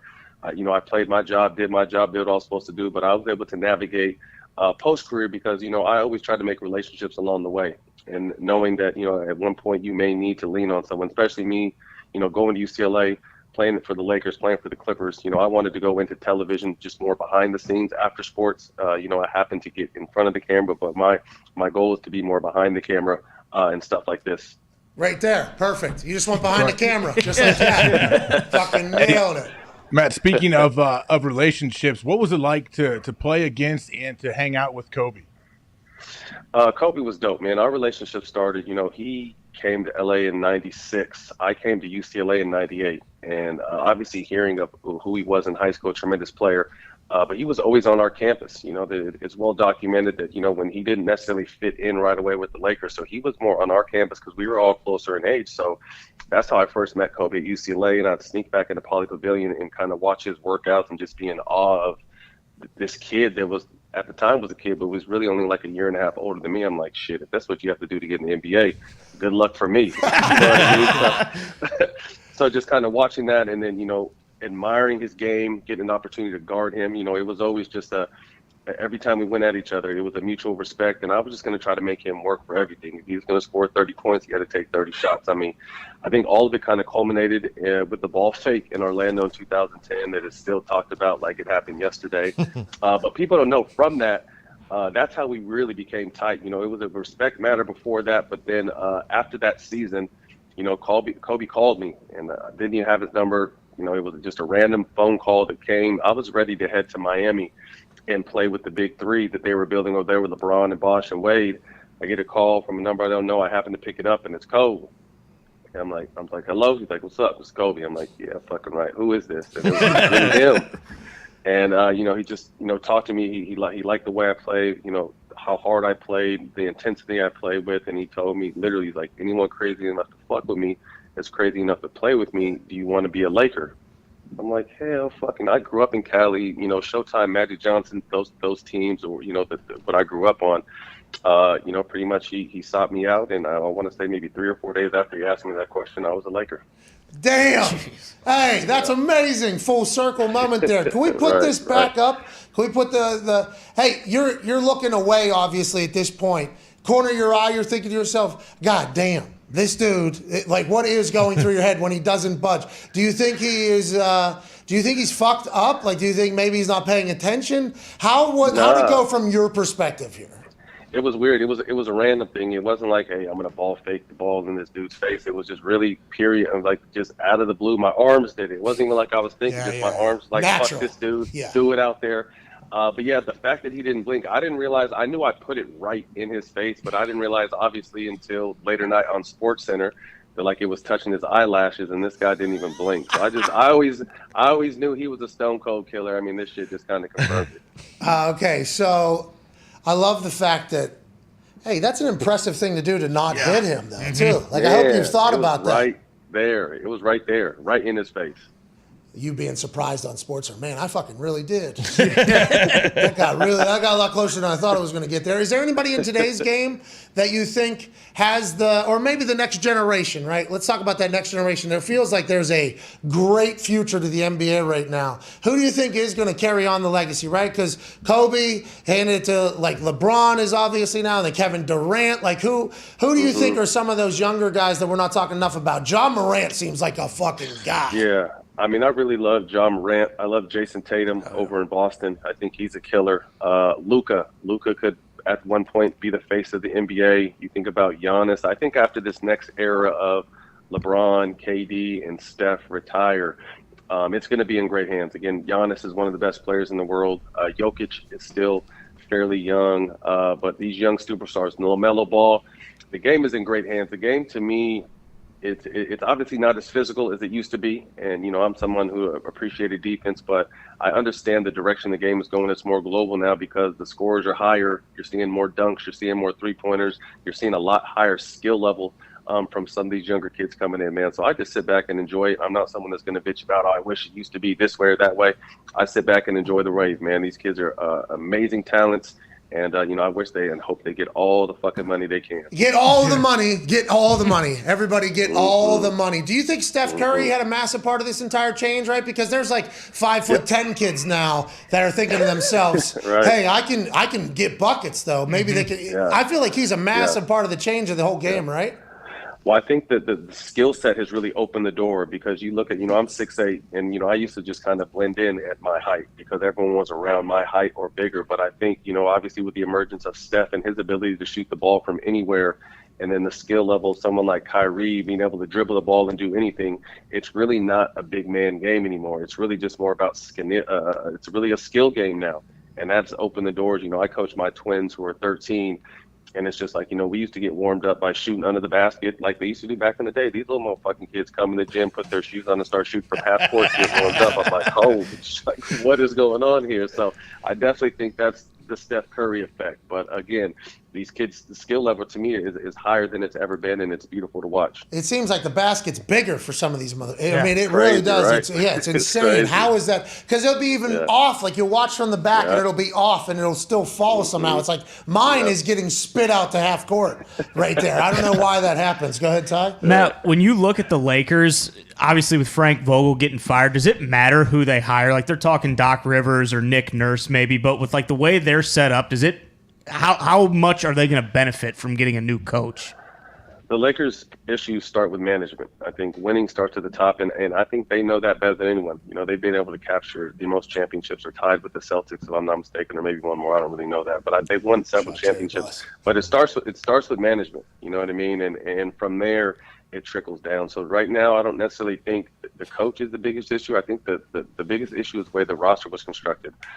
This is a young man's game now. They obviously had the oldest roster in the league with the average age over 30. And then you're depending on guys that on paper are Hall of Famers and first bout Hall of Famers and have great careers, but they're a little bit older. So I think they really relied a lot on Anthony Davis, but Anthony Davis was hurt this season. So to me, it doesn't necessarily matter who's in that chair. I have a feeling, considering the way Russell Westbrook's contract is structured, that they're going to end up having to run it back with their big three being LeBron, AD, and Russ. And I think it's going to take some sacrifice from LeBron, as arguably the greatest, if not number 2 of all time. He'll be the all-time leading scorer after next year, top 10 in assists. But I think it's going to take some sacrifices from LeBron to really empower Russ and get the best out of Russell Westbrook. So I just think these guys need time together. Whoa! What are you saying? You're saying that he said, "Hey, Brody, this is my fucking show." You think he needs to not do that? You think that's how's he do that? How's he empowered? I don't think he says that. I think LeBron is probably one of the coolest superstars. Never played with him, just played against him. But really just letting Russ know, because everyone knows LeBron is ball dominant. And I don't mean that in a bad way. I mean, he's top 10 in assists. So how do you take a step back from yourself to empower someone who's ball dominant but may not also have the rest of the game you have? So I think he understands that, Russ's success will mean Lakers' success. Because LeBron is going to be LeBron. AD is going to be AD as long as he's on the court. If you think about it, those three only got, out of 82 games, they only played 21 games together. And I know in LA, it's a fast lane, so they want immediate success. But I think that duo just needs more time together to really figure out, because they're pieces that don't necessarily fit. But I think how great all they are, they can make it fit. It's just going to take time. AD said, "Hey, we can be the pillars that'll win championship." Oh, yeah. He just said it. Frank Vogel, he did great things here in Indiana. He won the Bubble Bowl, but he's on his way out. I'll be excited to see who runs that whole thing. Maybe bring back Pat Riley. Go ahead, Connor. Yeah, Matt, you played with and against Kobe, and as a Celtics fan, I think of like Kevin Garnett. But who to you is someone that is like all time in trash talk on the court, whether you played with him or against him? Kobe didn't really talk too much trash, to be honest. He was just he would look at you, and to me, I never really got the shit talking. I think KG was a great shit talker. Great shit talker, but he would do weird shit like blow in your face and Lance Stevenson, almost like the disrespectful shit that made you really want to fight. It was crazy because I always played against KG, and now that he's over here at Showtime Basketball, I really got a chance to know him and just see that same energy he played with on the court is the same energy he attacks life with. So it's always just a pleasure to be around him, have this dude telling some of the greatest stories ever told. He's a great storyteller. But if I were to pick one trash talker, I missed Gary Payton. Gary Payton was older than me. I'd probably say the best trash talker of my time was probably Kevin Garnett. Yeah, he's they had him on TNT for 10 minutes?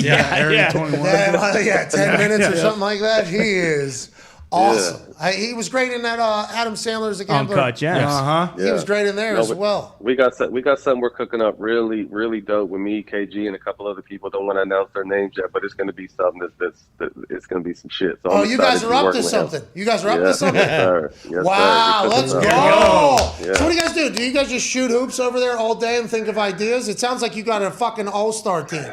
No, I just smoke weed over there all day and think of ideas. I don't touch basketball. I don't do the basketball thing no more. Just ideas. Yeah, smart. We do similar actions. Go ahead, Tone. Matt, with the whole thing kicking off tomorrow, is there a couple teams that you'd like to potentially win this? And if one of them is Brooklyn, Does Ben Simmons have to be a part of that because they need to get stops? I think the team that has the best shot to make any noise in all the playing situations is obviously Brooklyn. I think considering what kind of season they had with Kyrie standing on his own and not taking, whether you like it or not, he stood on his own. He came back. James Harden kind of forcing his way out of that. Kevin Durant, had some injury issues. But at the end of the day, I feel like Kevin Durant is the best player in the world. Kyrie is a top 5 player in the world. Anytime you have those two guys at the bottom of a conference, you got to be worried at the top of the conference. So I think what you're going to get from those two stars. To me, is what is Andre Drummond going to do? What is Seth Curry going to do? What is Goran Dragic going to do? Do Aldridge and Blake Griffin have anything in the tank? And then obviously, there's now talks that Ben Simmons could possibly join them at some point in the first round if they're able to get there. I think Ben Simmons is a great fit because he's a pass-first point guard, and he likes to play defense. This dude is 6'10". He can guard anybody on the court. So obviously, adding Ben Simmons to that mix is going to be a big boost for them. But I think if they can stay healthy and somehow incorporate Ben Simmons, this team has a chance to fuck around and make a crazy run through the Eastern Conference. All right, Matt, I was thinking about this. You think maybe he didn't have any back spasms and they were just teaching him how to fucking shoot? No chance. Do you think? Because I've seen videos of him, hey, splash. We're talking like pull-up splash. No, I've seen, and even before this season, like Ben works out in LA all the time. I've seen Ben Simmons in pickup games shoot off the dribble, shoot spot-up threes and do it, but it's just different. And Pat, when those lights come on, it's different. And not saying that he's a different player, but just the confidence in that shot to be okay with missing or be okay with air ball. And some people haven't got over that fright yet. So I think Ben can shoot. I just think it's just a confidence factor in being okay with missing, knowing that Steph even misses. So I just think he just has to kind of change his mindset. Ben's whole problem to me, and I say this with all due respect, I think is just the mental approach of the game, and he just needs a real good bet in his ear, on his ass, to just stay encouraging him. I think, hey, by the way, that's awesome to hear because that's real insight from a guy who's been on a lot of different teams and had a lot of different success. But, what's the worst that could happen, Ben Simmons? It has already happened. Mm-hmm. So, you're already there. So, who gives a fuck at this point? I think that is something that he should maybe think, because what's the worst? You're going to get buried by everybody who says you can't shoot? Well, we're here. Everybody says you can't shoot. This is the worst. You think about it, I mean, he has a max deal, and he's been an all-star, and he's first-team all-defense, and he can't technically shoot. So, like you said, I agree. I mean, what's the worst that can happen, man? You just got to play your game. Hey, when you're preparing for a team like the Nets, and you said you got 2 top 5 players in the world, take me inside of training, a layout of a meeting. Hey, we need to take these 2 guys out. How are we going to do that? We got 3 guys on these 2 guys. How do you specifically game plan for games like that, especially with 2 dudes like KD and Kyrie on the team? Well, that's the thing. You want to try to take their stars out, but obviously that's easier said than done. So you want to throw multiple looks at them. You want to trap their pick and rolls. You want to play different pick and roll coverages. You may even want to double team some of these guys at the point, and that's why I said earlier, to me, the success of this team is not going to be those 2, because you can try whatever you want. These motherfuckers are still going to do what they do. Control the rest of the team. What is the rest of the team going to give you? If the rest of the team is able to step up, knowing what your 2 stars are going to give you, to me, that's why they have a chance. But I don't really think it matters. I know there's going to be some coaches that think they have some great game plan to slow these 2 down, but if these guys have off games, it's going to be because they just shot the ball poorly. It won't necessarily be, I say with all due respect to any one player that's going to try to lock these 2 guys up because they're unguardable. Hey, that's like coaches, though. They have to explain why something's going to work, and then it doesn't happen. You guys got 82 games, too, so that failed. Right. Hey, listen, just like fucking last time. Just like last time, boss. We appreciate you, man. Every Thursday, all the smoke on Showtime. We can't thank you enough for joining us, brother. Hey, man, we need you to come on our show, and we need Aaron Rodgers on our show, man. So we need both you guys on our shows. I'm putting it out there right now. We need both you guys, man. At some point, we'll fly you out. New York, Atlanta, LA, wherever you want to come. We got studios in all 3 places, and we need y'all. I would be honored. I'm not speaking for Aaron. I don't know. I wouldn't do that. But I appreciate that. You're the best. Ladies and gentlemen, Matt Barnes. Thank you, Matt. All right, so I'm smoking weed with Jack and Matt Barnes. Sounds like it. Sounds like it. I guess if I'm going to have to. Sound like I'm going to have to. Twist my shoulder. I feel like, have you done that with one of them? Yeah. Yeah, but publicly, no. This would be good. Those conversations are going to be awesome. That's I'm a big fan of his, and especially with you heard the business mindset there over at Showtime. What we're building, we're creating. You got Showtime's backing, plus their brains and their relationships with everybody in the league. I'm so fucking happy for them. It's already big. Like, it's real. It's authentic. That's why I think people love it. Yeah, Kobe went on there, I think, right? Yeah. Mhm. They're like the first person to ever really have like full open convo like that and get actual Kobe, it felt like. It's awesome. I like seeing players have success in a media game. I enjoy it a lot. Obviously, because we are a couple of them, but also because the old stats and facts about professional athletes after they leave the game, and the game being the only thing that defines them, is like such a bad narrative that it doesn't have to be real. Because if you made it professional, your story's worth something, you know? Your opinions are worth something. You have a work ethic, let's apply it towards something, let's go and get it. That's why I fucking love that type of stuff, AJ. It's going on all over the place. JJ Redick, I know, is big time. Like NBA basketball, I think it's really good for the current game too to have these old players talk about it and interview current players. Oh yeah, because you're getting a lot of knowledge there as well, and it's natural. We're back on the other side, hour 3. We'll have Colton Oast from the Masters. Oh my God. Nailed it. Right, I mean, the God got out right before. Talk about the Masters too, big God talk. God actually got Scotty Scheffler through that final round. Yes, he did. Huh? Look at that. All right, I gotta go to the bathroom. This should be cool. I've never talked to this guy. You've talked to this guy, though. You're the one that booked this guy. I haven't really, though. What's this But all about? AJ. AJ, you booked him. Yes, I did. I sent a message after you said, "Hey, can Colt come on today?" Of course. Well, you're the plug for Colt. Yeah, go. He's gonna be great. He was on the coverage all 4 days on the streaming coverage. All right, let's He go. got- All right, Colt. This is on your ass, Hawk. Well, this is a good thing, though. I mean, there's Yeah. nothing on. This is good. This is your guy. Just didn't know what to expect. FanDuel too. They're with FanDuel. Oh, okay. The gravy and the sleeves. Yeah. Right? Subpar podcast. Yeah, Subpar podcast. Yeah, both their shows. I'm pumped, dude. This guy's a former player too. Hell yeah. I'm gonna get some tips from him on how I could become, $20 million richer. Are you're not as confident as you were before? Bro, I just think with how confident those dudes are hitting that ball, there has to be a way to get that confident. Yes. And if you just work for like 10 years, I'd assume you gain that confidence. When they're stepping over that thing and they just know exactly what they're doing, it's unbelievable to watch. That has to be so much fun. Like, I enjoy watching somebody throw darts too, really good. Like, I enjoy that type of, but I'm nowhere near that point now, though, AJ. But I got fucking 21 years, dude. Yeah, right around. Yeah, you'll be there in no time. Well, the time is 31 years. Yeah. So there is a time. Yeah, I am fully confident you are going to do it. You will make the cut at a PGA event. Wait till you hear what fucking Colton Oast, the host of Gravy in the Sleeves in the Subpar. I can't wait. All right, we'll talk to him in the third hour. I'll run to the bathroom. We'll take some phone calls on the 5 Energy phone line, 1-833-4-McAfee. A lot of good combos coming out of the calls. Oh, yeah. Today's been a good call day, especially in the middle of this purgatory of time where there ain't really much to talk about one way or the other. Right. So here we are. Kind of a balancing act of what the fuck. Phone calls on the other side and Colton Oast from the Masters coverage. Ladies and gentlemen, this is the Pat McAfee Show.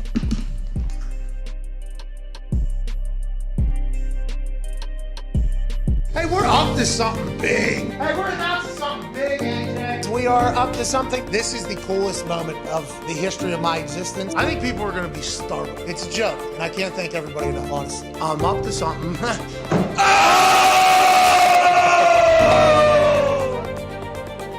Today's a big time day. Let's go. Not only are we going back to Plum to do something cool, but today is the day that our heater horse has arrived for the Super Bowl. It's a pretty big deal.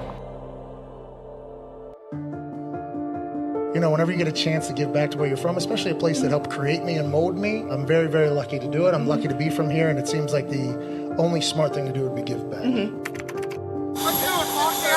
Stinks here, huh? What's up, Kennywood, dude? Kennywood is named after Kenny's Woods. A man named Kenny owned the hill in the woody area. They turned it into an amusement park, which is a Yinzer staple. So Jeezy actually shouts out this area where we're currently.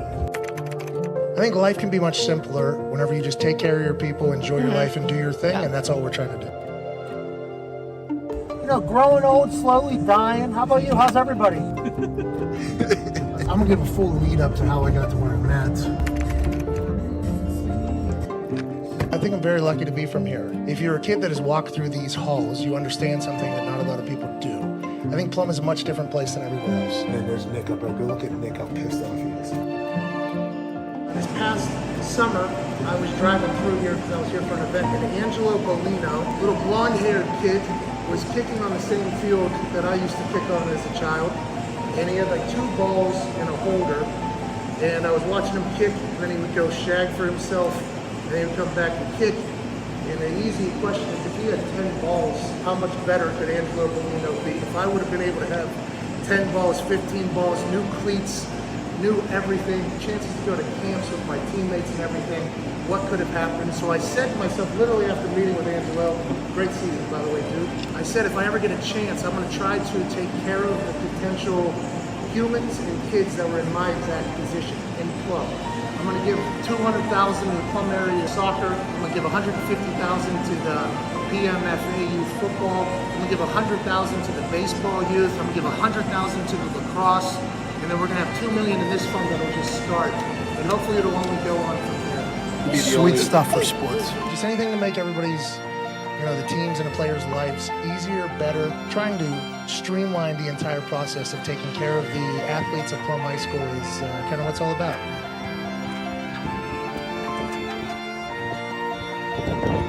Hey, you too. Wow, dude, that was cool. All right, Narati, like the Indy. You're going to have a lot of people that have never accomplished anything in their life tell you that what you're thinking about doing isn't possible. Just because they don't think they could accomplish it doesn't mean anything to you. Cheers, everybody. Hey, we're all Mustangs here. Let's go.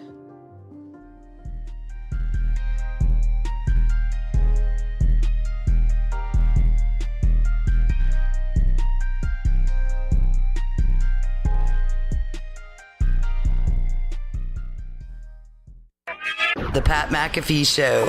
There'll be no rules for our guests, for us, for the things we can talk about. Yes, speaking his mind. I've never had a problem expressing my opinions or my thoughts or anything like that. While being relatable. I haven't had that manufactured fake-ass celebrity that a lot of people have whenever they go on those big networks. I've had a chance to really build my crew, build my following, build my audience. And ridiculous. What am I supposed to do? So I'm supposed to look at something that I can definitely afford and say, nah. Is that what I'm supposed to do? The Pat McAfee Show starts in 3, 2, 1. Welcome back to that show. Hour 3 on this Monday, April 11th, 2022. Shall it begin now? Yeah. Nailed it. AJ, slept for like 35 hours this weekend. Hell yeah. All the way back. I don't know if you heard that. All the way back, right on the beat drop there, AJ. How do you feel physically? I feel great. The wife and I had a nice, relaxing weekend. I watched a bunch of shit. I slept. I was outside a little bit. I experienced the sun around the house. It was nice. A lot of sleeping, though. A lot of sleeping after the last, 3-4 weeks. But it is great to be back. Last week, I was in just like a coma. Mm-hmm. And it was tough to get through. I was looking forward to Saturday. And we had a good one, brother. I hope you had a great weekend as well. Nobody had as good of a weekend as Scotty Scheffler. Yeah, Scotty Scheffler wins the Masters in $2.7 million.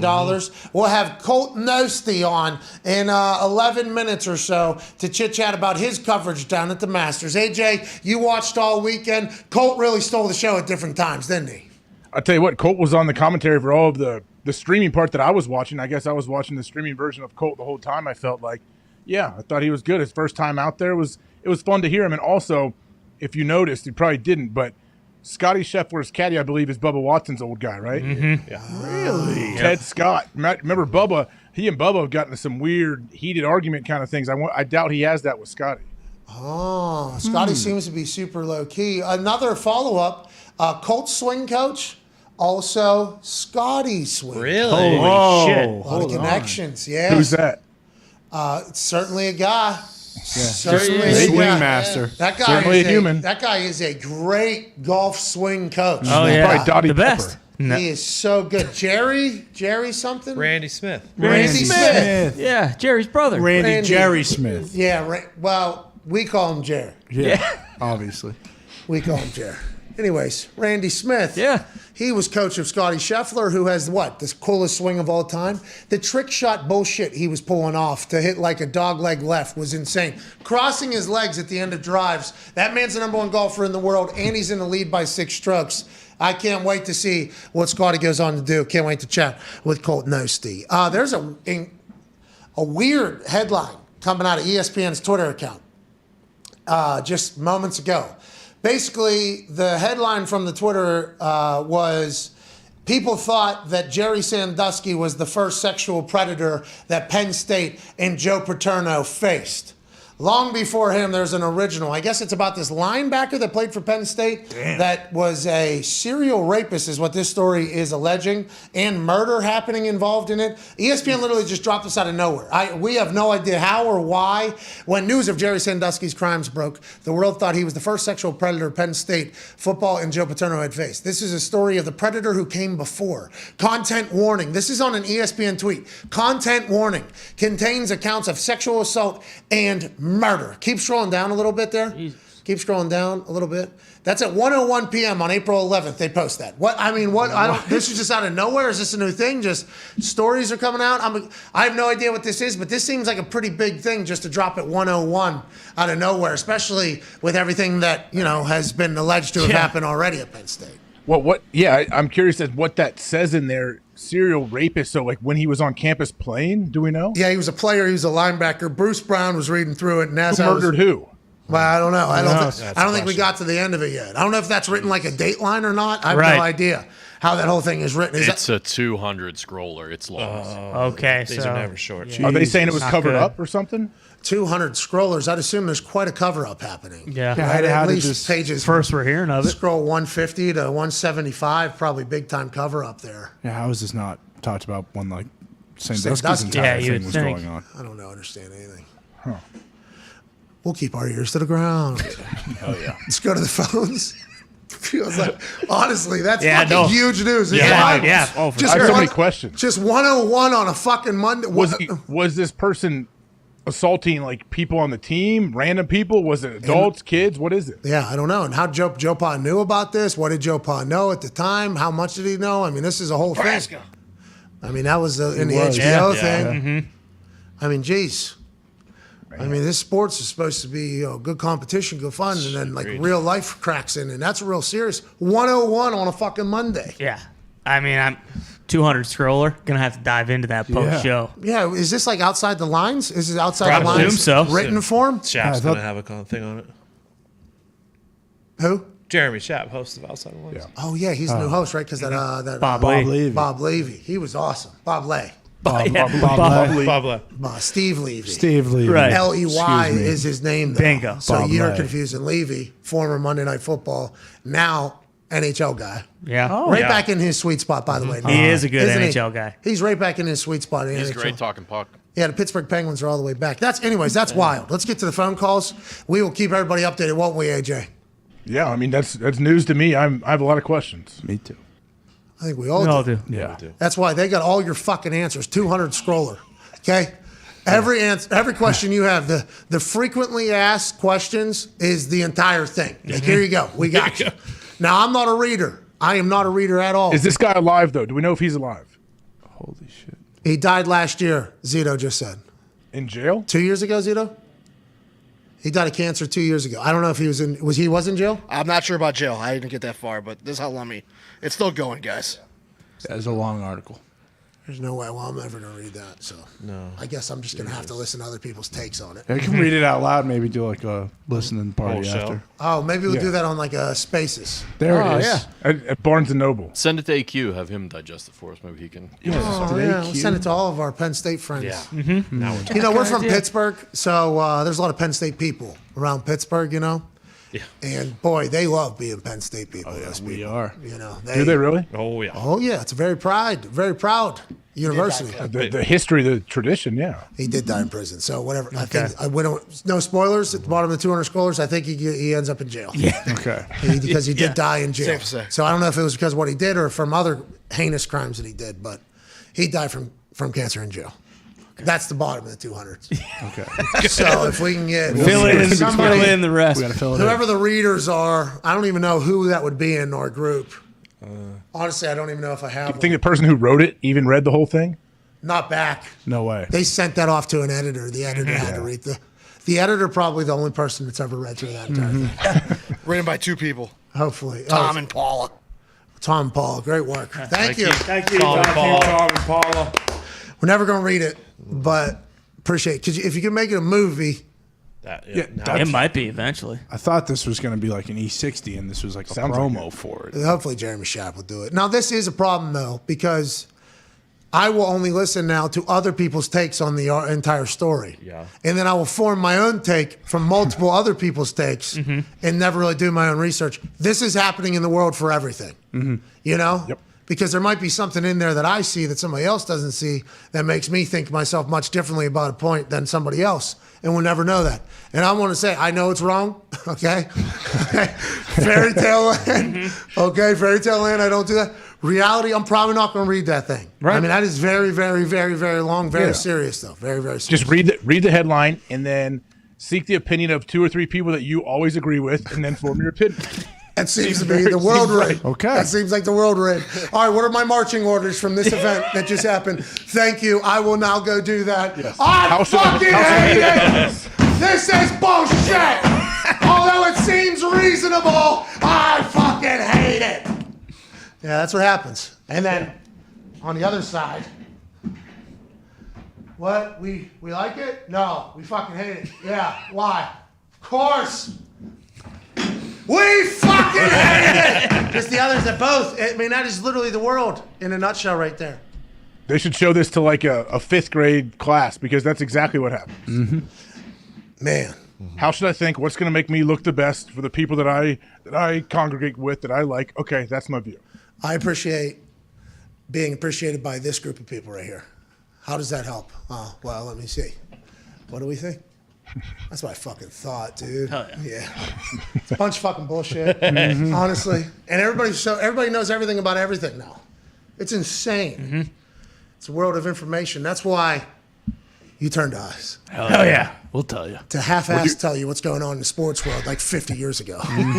Because there ain't no way we're reading that fucking thing. No. Can't do it. No way, AJ. No fucking way. The timing seems weird. I guess it's kind of a dead time. That's why they put it out. 1:01 on a Monday. I mean, that is this something they've been doing? Like, hey, here's a story you've never heard of. If it's that long, they've been working on that for a while, I would imagine. That's what I'm saying. Just to drop it randomly on a Monday. Yeah, I mean, it's probably it's just trying to make Penn State look worse. But if this guy is already dead, then maybe it's also like, oh, well, we can shit on him anyway. He's a piece of shit. He died in jail. Like, so this is a did you know?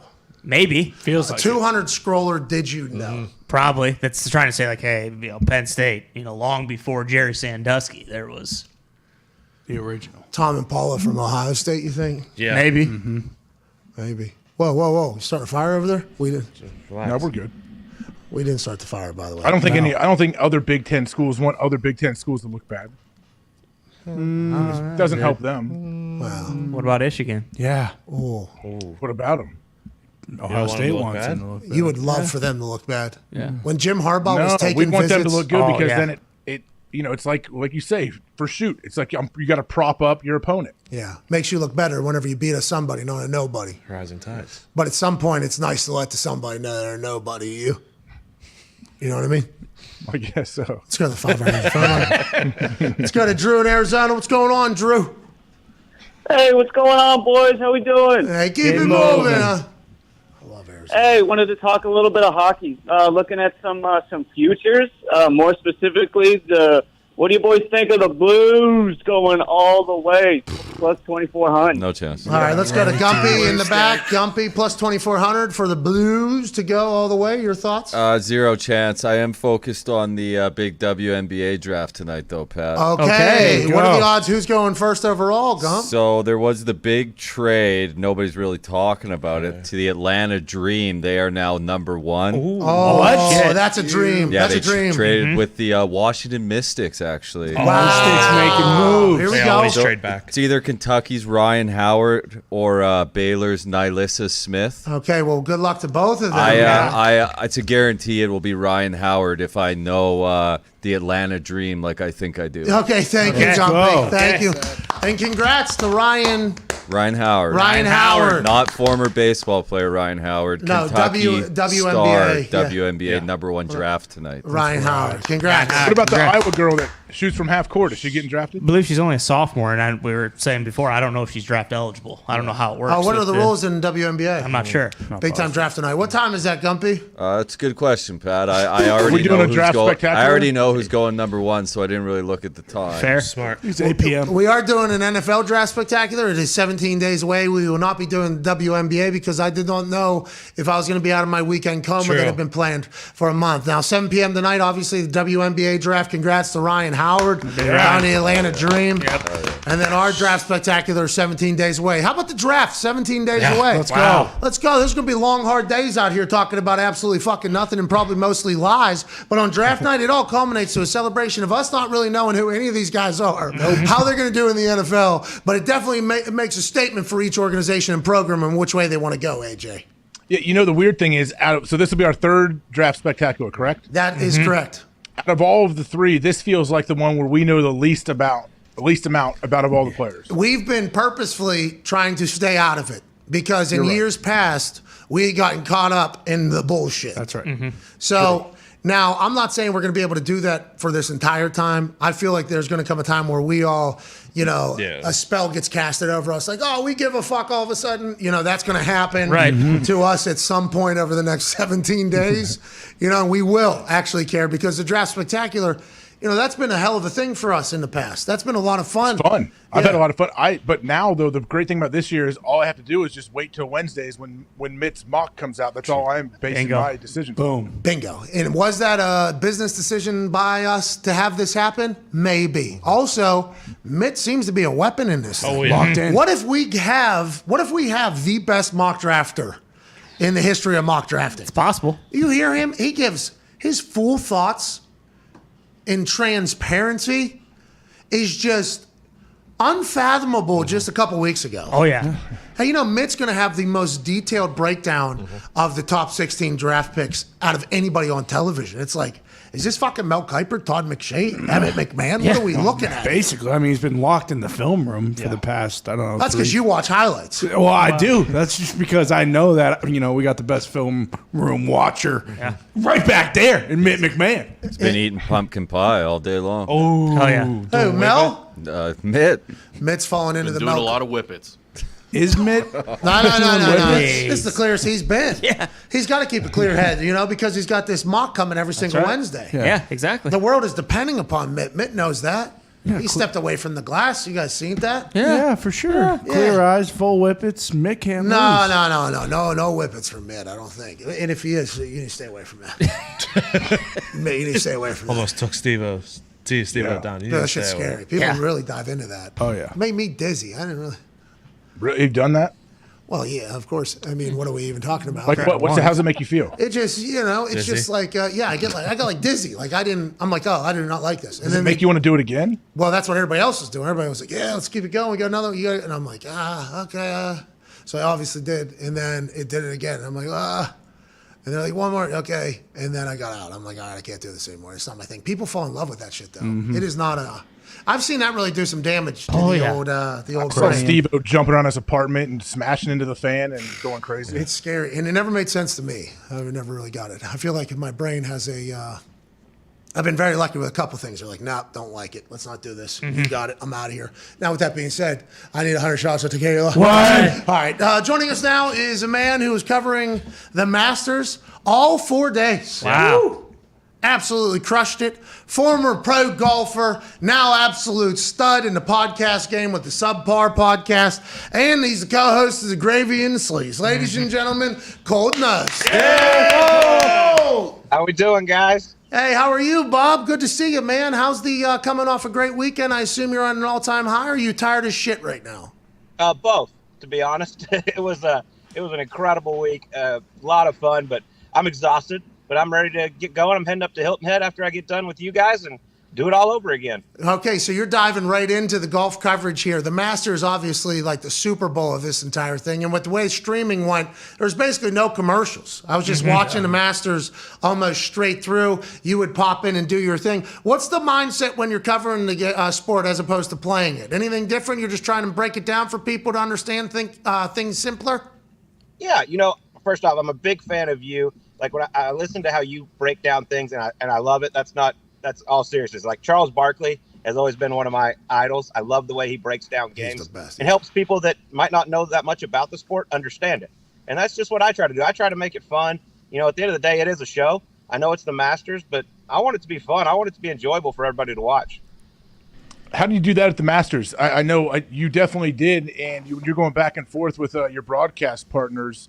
Like, did you feel at any times you're like, oh, okay, I got to dial it back a little bit? Did they ever try to get too stuffy on you?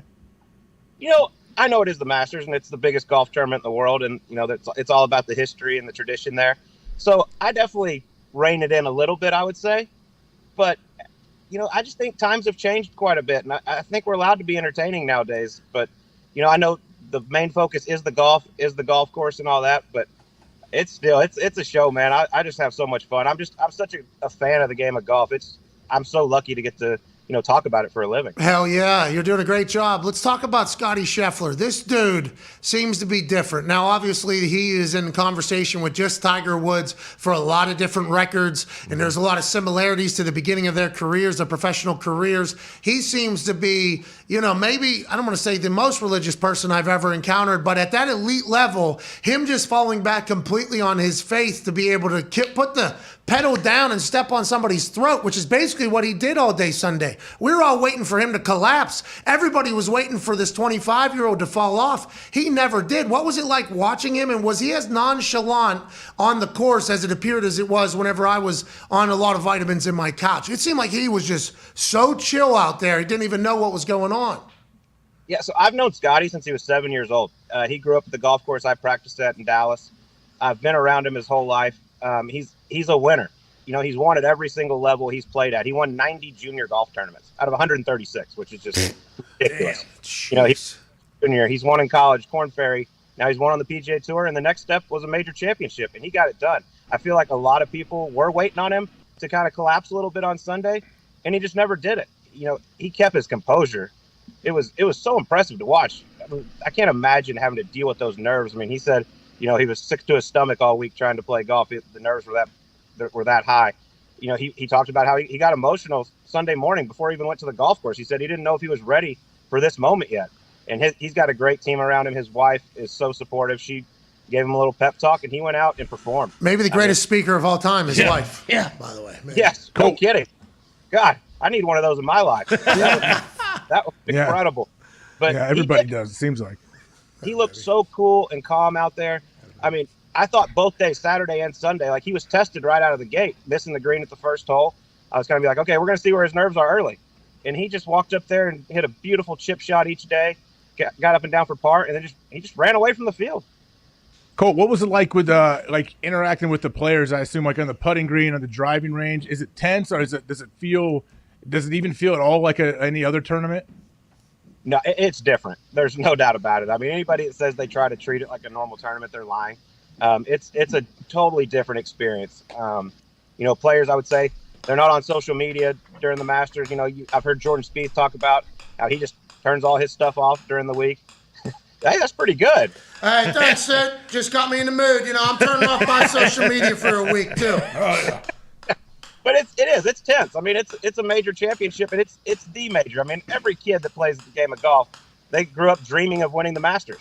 And so I think you can feel the tension out there. It's so cool. If you've never been to the Masters and Augusta National, you got to go. All right, Colt, I got a question for you. What separates the guys that are Scotty Scheffler and the people that could just juggle golf balls well? What is the thing you think in golf that separates the earners, the go-get, the superstars, to the people that are just kind of trying to find their way? What do you think is the separator, and at what age do you think that gets cut off? Well, I would say the main thing is talent. Okay, I mean, this kid is born with an unbelievable talent, and Scotty Scheffler is one of the hardest workers I've ever seen. I mean, I'm sure with you when you were trying to get to the NFL, I mean, you were out there busting your ass working nonstop. That's right. Cool. And that's what these guys do. It's crazy how good they are, though. The quality of golf just continues to get better and better. And I think it's kind of unfair to compare Scotty to Tiger Woods, because we'll never see another Tiger Woods, in my opinion. But the run he is on right now is something truly special to watch. And you said you're going to Hilton Head next. That's the next tournament. That's next weekend, Pga Championship. This is allegedly Scotty's favorite course. That's in a few weeks. The PGA Championship, Southern Hills. This week is the RBC Heritage up at Harbortown in Hilton Head, South Carolina. A great tournament. Awesome. It's a sneaky good party this week coming up. Oh, I can't wait for that. Go ahead, Ty. Cole, do you think we're ever going to see like peak Rory McIlroy again? Because it seems like all the time he just kind of plays like shit or just good enough to get by the first 3 days and then always comes out on Sunday when he's a couple shots back and plays incredible. Yeah, Rory's so talented. It's just ridiculous. He makes the game look so easy, like what he did yesterday. We were joking on our Gravy and the Salute show just a little bit ago. I was like, if Rory, if he could just play on Thursday the way he does on Sunday, this would be a lot easier. I don't understand why he doesn't do that. He goes out. I mean, I don't know if anybody has a lower scoring average on Sunday in major championships than Rory. He is not scared to backdoor top 10 or even a higher finish, like he finished second yesterday. It's just the consistency, right? That's what separates the good from the great. And because there'll be like one day you'll see somebody whose irons are just unstoppable. Then the next, their driver is great and the irons are a little bit back. I think golf is like such a humanizing sport because even the best hit some bad shots. How the hell do you not hit just terrible shots every third shot? Like there's a couple of times yesterday during the coverage where it was very clear between the golfer and the caddy exactly what they were trying to do. Hey, we're going to land this at 138 yards, and we need to shape it around this fucking tree. And I just thought to myself, like, at what point do you get to that? And can everybody do that that's on tour? Yeah, everyone on tour definitely can. But, this game is freaking hard. And that's one of the beautiful things about it is, you go out and you play great. You shoot 64 on Thursday. Well, that's cool. But now you got to wake up and do it again, and then again, and then again, if you want to win. So it's really great. It's awesome to go out and play great. But the fact that you have to do it 3 more times in a week to have a chance to win the golf tournament is what makes this game so damn stressful and maddening. But, Pat, there's a reason I quit. It's because every third shot was bad for me. Well, you're great on TV, so we're all pretty happy for your contributions now. Go ahead, Connor. Yeah, Colt, obviously Scotty's only 25, but is there anybody else in the pipeline, maybe, Charlie Woods? We're also big little John Daly fans. Like, do you think there are guys that might come up and make some noise early? Oh, no doubt. These kids nowadays, they're so prepared when they get out on tour to win immediately. It used to be, you always heard you had to have some experience, spend a couple years working your way up. And these kids, they play in front of TV cameras in college. They play in front of galleries. They get out there, they're ready to go. I mean, what we saw from like Colin Morikawa and Matthew Wolff and Victor Hovland, when they came out of college, I mean, they were contending their first week out. It's a different ballgame nowadays. Golf has never been deeper and younger than it is right now. Good, Tom? Cole, what happened to Tiger on the weekend? Did he just get tuckered out and the putter kind of failed him? I know you were kind of following him around Saturday on the coverage. I'm not sure if you were on Sunday as well. What happened to Tiger on the weekend? Yeah, I mean, the fact that he teed it up is just remarkable to me. I mean, from what he has come from, being out of golf for over 500 days, the fact he could have almost lost his life and his leg is what he said. The fact that he was just out there was awesome. I'll say I expected him to play well this week just because knowing him and what it takes for him to get ready to play a round of golf, all the therapy, all the warm-up, all the cool down afterwards, it's such a pain in the ass that I expected him to play well. If he didn't think he could play it well, he wouldn't have teed it up. So I was a little surprised, but at the end of the day, I think, he got a little tired. The cold weather on Saturday was not good for him. His body just didn't react the way it wanted to. And Augusta National is a hard golf course, and he just really struggled with the putter. He said he's going to play, I think, 2 more tournaments this year. That's good news for everybody. Mm-hmm. That's awesome news. I'm excited to see that. Whenever you guys cover the Masters, do they say, hey, say the patrons? Say the patrons, because we don't, these aren't people. No, not a crowd. These aren't fans. Mm-hmm. It's not spectators. No. These are the patrons. Yes. Of Augusta. So that is definitely something that is encouraged to refer to them as patrons. I mean, they even have hats. Seemed like it, yes. In the merchandise tent that say patrons. Man. Any other rules over there? Second 9, first 9. I heard a lot of that, right? I heard a lot of the second 9, patrons. It's flag stick and hole location instead of pin. There's all these kind of little things. But it's different and it's special and it should be because it's the Masters and there's nothing else like it. And those photos of everybody watching the shot as opposed to having their phones out, it's like, that's awesome. Yeah. Like it feels like, oh, that's the allure of this place. A little bit different. They do things in their own way, but everybody loves it, and everybody on earth wants to be there to watch that thing. And it looked awesome. It was very cool to watch, and I'm incredibly happy for you, man, getting a chance to cover it and continue to ascend in the golf media coverage world. Well, Pat, AJ, I really appreciate it. Congrats to y'all on all y'all's success. I'm a huge fan of y'all's show. Y'all make it a lot of fun. Nah, this show stinks, Colt. All right? Listen, your show's better than ours. We appreciate you stopping by and making ours better. Keep killing it out there, brother. You got it. Thank you so much, guys. All right, see you, ladies and gentlemen. Host of Gravy and Sleaze and the Subpar Podcast, Colt Nutt. Go Colt.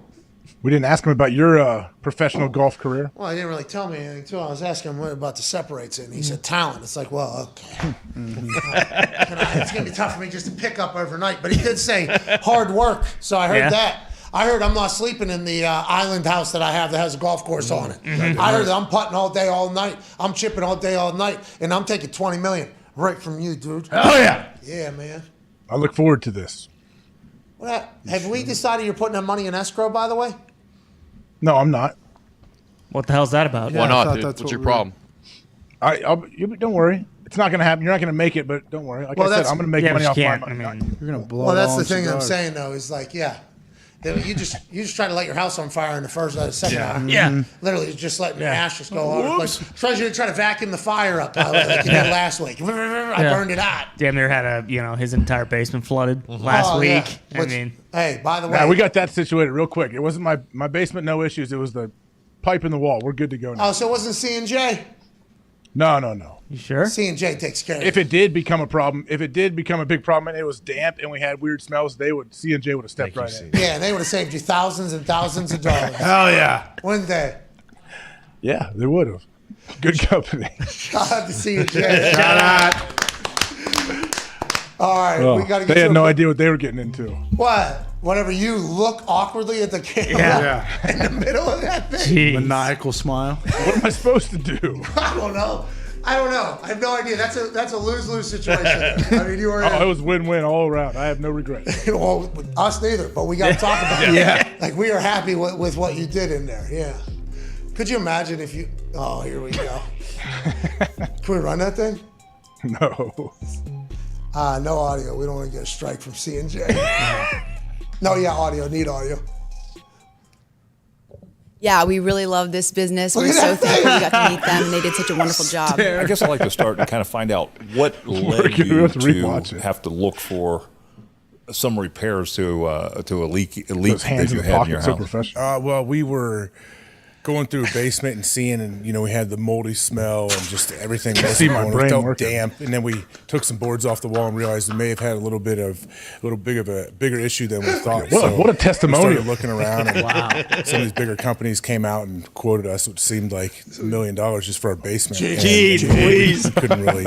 That wasn't a reality for us. I thought we were going to C&J break. came in. Luckily, it showed us right away some great solutions and saved us thousands and thousands of dollars. Wow. Else. So AJ, you're we the came in fucking and finished the work and did everything exactly as they said. You just cut a promo for this company. You feel like Bro, you just cut a promo for that company right there. I didn't watch. So the first time I watched that was actually out at the Super Bowl with you because you were watching it laughing. I was like, I haven't seen it yet, man. Bro, I know how uncomfortable that is. I know, the situation you were placed in there is so uncomfortable because I love it now, though. Honestly, I've been put in this situation like this over my years, and you know what? I'm starting to really enjoy and thrive the adversity. I really do. I can't. I'm just like the way you cut that promo though on the spot because the amount of camera people that are there. This is AJ Hawk, expecting him just to There's a lot of pressure, and then if you don't put over the company well enough, we're gonna have to do this again. I mean, it is a lot of pressure. I just want to let you know. That's why I love it so much. First take, one take, live to tape, as they call it. And by the way, and you looked at the camera and you fucking knew it was first take. Oh, too. yeah. Home run. That's fucking right. Now let's see. I thought about winking. I thought about giving a little wink. Ooh. Where else is I going to look? Zito just dropped in some stats into my ear. That particular video, over 100,000 views. All the other videos on C&J Consultant, like 300 views. Nice. So shout out to C&J. Thank you, C&J. Let's get to a break now. Let's come back on the other side. Let's answer some phone calls. What a fucking promo by AJ Hawk. Yeah, unbelievable. Hey, that's why you're a Super Bowl champ, man. Hell yeah. Hey, I'm a salesman. That's right. C&J only for good shit. Yeah. That's right. My enthusiasm comes through the camera for sure. Yeah, that was easy to sell, C&J. That shit sells itself. Yeah, saved you thousands and thousands and thousands of dollars. What do you mean? So many people in Ohio probably now use C&J. Absolutely. Well, why wouldn't you? Those big companies come in and they say like $1 million. Yeah, exactly. Yeah, that really happened, man. I was speaking from a real experience. It seemed very natural. You crushed it. All right, we're back and forth. I did not expect us to get that video in today. No. I'm very happy. Man. AJ, you bring real pure joy to me. I hope you know that. For those things. Yeah. A lot of things, but yeah. for sure. You have made me enjoy that video, honestly. All right, you really good, have. good, Great good, video. good. It's a great video. You should be very proud of that. Yeah. We're back and forth. See you then.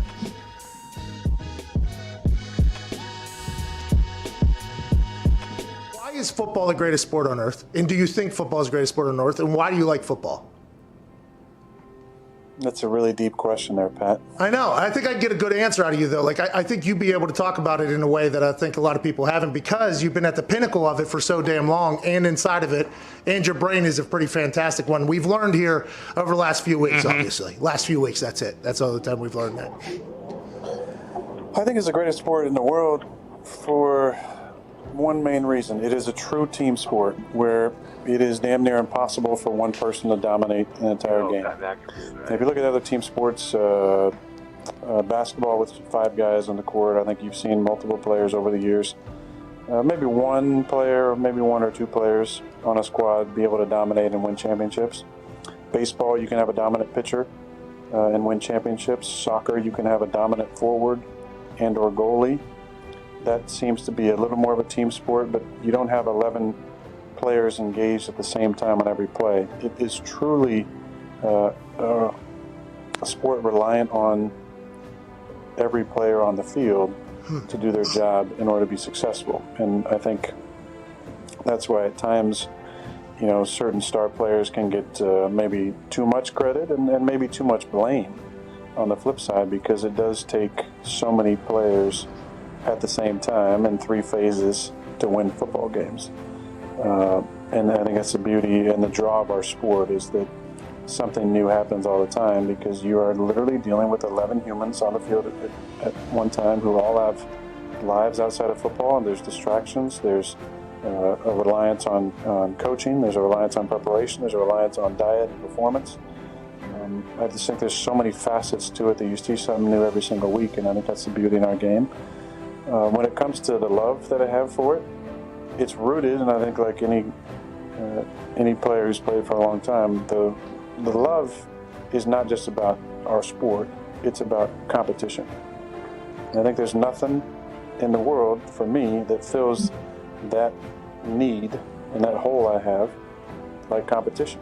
I think players who played for a long time at a high level, you have that need to be satiated competitively, and it's a love of going out there and going against guys and being in an environment where you know that nothing is guaranteed.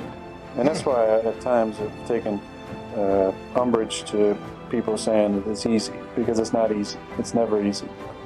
And I think that's the beauty in our game, is that you see things new every single week. It's never easy. And your only thing you're guaranteed is the ability to compete. I love that aspect of it. I love competing. I love going out there and harnessing the fear of failure, where I think so many people who maybe don't love football as much, the root of that is a deep fear of failure, that you might go out there and your best might not be good enough, and that's not okay with you.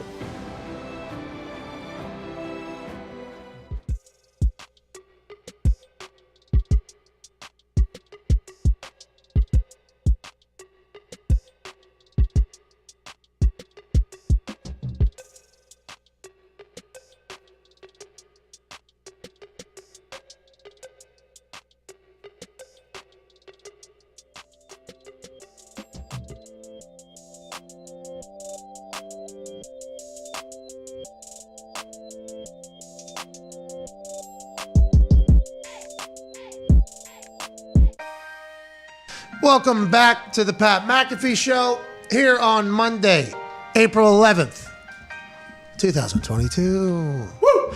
Today's show is presented by Cash App. Cash App couldn't be easier to use. From sending money to your buddies to buying Bitcoin, they've simplified everything. You can even buy pieces of any stock or pieces of Bitcoin with as little as $1. Okay, there we go. It's the best finance app in the world, and we appreciate their help with all of our giveaways. Announcements for last week's winners will come on Wednesday. Here we go. Nice. I think that should be your thing, by the way. We announce winners on Wednesday. Okay. Winner Wednesday. Yeah. Wow. We obviously... Boom. Cash App Winner Wednesday. Yeah. Is coming this Wednesday. Right. Just like we had planned. Yeah, this been in whole the time. pipeline for a while. Obviously, we brainstormed that long time, and we were like, you know what? Winner fucking Wednesday. Winner AJ, Wednesday, you were dude. there for that, weren't you? I remember that. We briefly talked about the Super Bowl. Yes. That's right. Anyways, if you aren't on Cash App yet, go use code McAfee for $15 as soon as you sign up. That's code MCAFEE for a free $15. Terms do apply, and you also have to have a cash tag to win any of our contests. Of course. We give away a lot. Oh, yeah. Uh-huh. Just had a breakdown from CFO Phil. This is how much money we have given away in the last 12 months, okay? Just didn't know if we wanted to continue to do such a thing. No, Phil's got to do that. I enjoy it. I think it's that's one of the best reasons of like having the platform that we have. Like imagine if you could be Publishers Clearinghouse. Yeah. Yeah. Like that is awesome. Like, that is such a cool thing to be able to do. We're very lucky to do it. Cash App has helped us out immensely. Winter Wednesday. Can't wait to make all the announcements. Yeah. Let's go to the phone, shall we, to wrap up this beautiful hour. Hey, this Penn State story coming out about ESPN. Interesting. I was going to say, did anyone read the 200 pages? Yeah, Bruce Brown, our executive. Yeah, sure. Like most executive like model of human. Resident reader. Resident reader. We'll go through the Zooms. Oh, yeah. We'll do the Zooms. We'll write up the emails. We'll use the Excel. Not that Phil wouldn't use an Excel spreadsheet, but Phil is not a suit, you know. Bruce resident suit. Yeah. Yes. Doesn't dress like a suit, but is a suit. does not. Will do suit stuff if needed. There it is. One of the only ones we got, actually. Yeah. Now, Phil has to do all the bullshit litigation. Right. That stinks for Phil. But all the suit shit Bruce normally has to do for us, for these stooges here. Also stinks. But he read through the entire thing, yeah. I don't know if he stinks. He golfs like 27 holes a day. So. No, the suit shit. Oh, the suit shit does stink. Yeah. Yeah, how is he at golf? He's got to be good. At some point, you play that much, you got to get good at golf. He plays a lot. He's getting a lot better, I think. He He loves absolutely stinks. Really? Yeah, he's Really? tough. Yeah, but everybody kind of stinks at golf. Does he go play after the show, or when's he play? Now that it's getting nice, he will. Yeah, he'll be out there all night. And by the way, Indiana, the sun is up till like 10:30. Yeah, so you can the best. tee off at like 8:30. Like, I think he peaked after his hole in one, and that was it.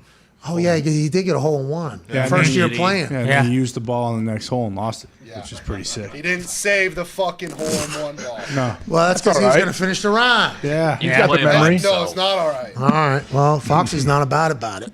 God, Anyways, he I'm read through the Penn State It story ain't that hard. and wrote up like a quick little brief synopsis.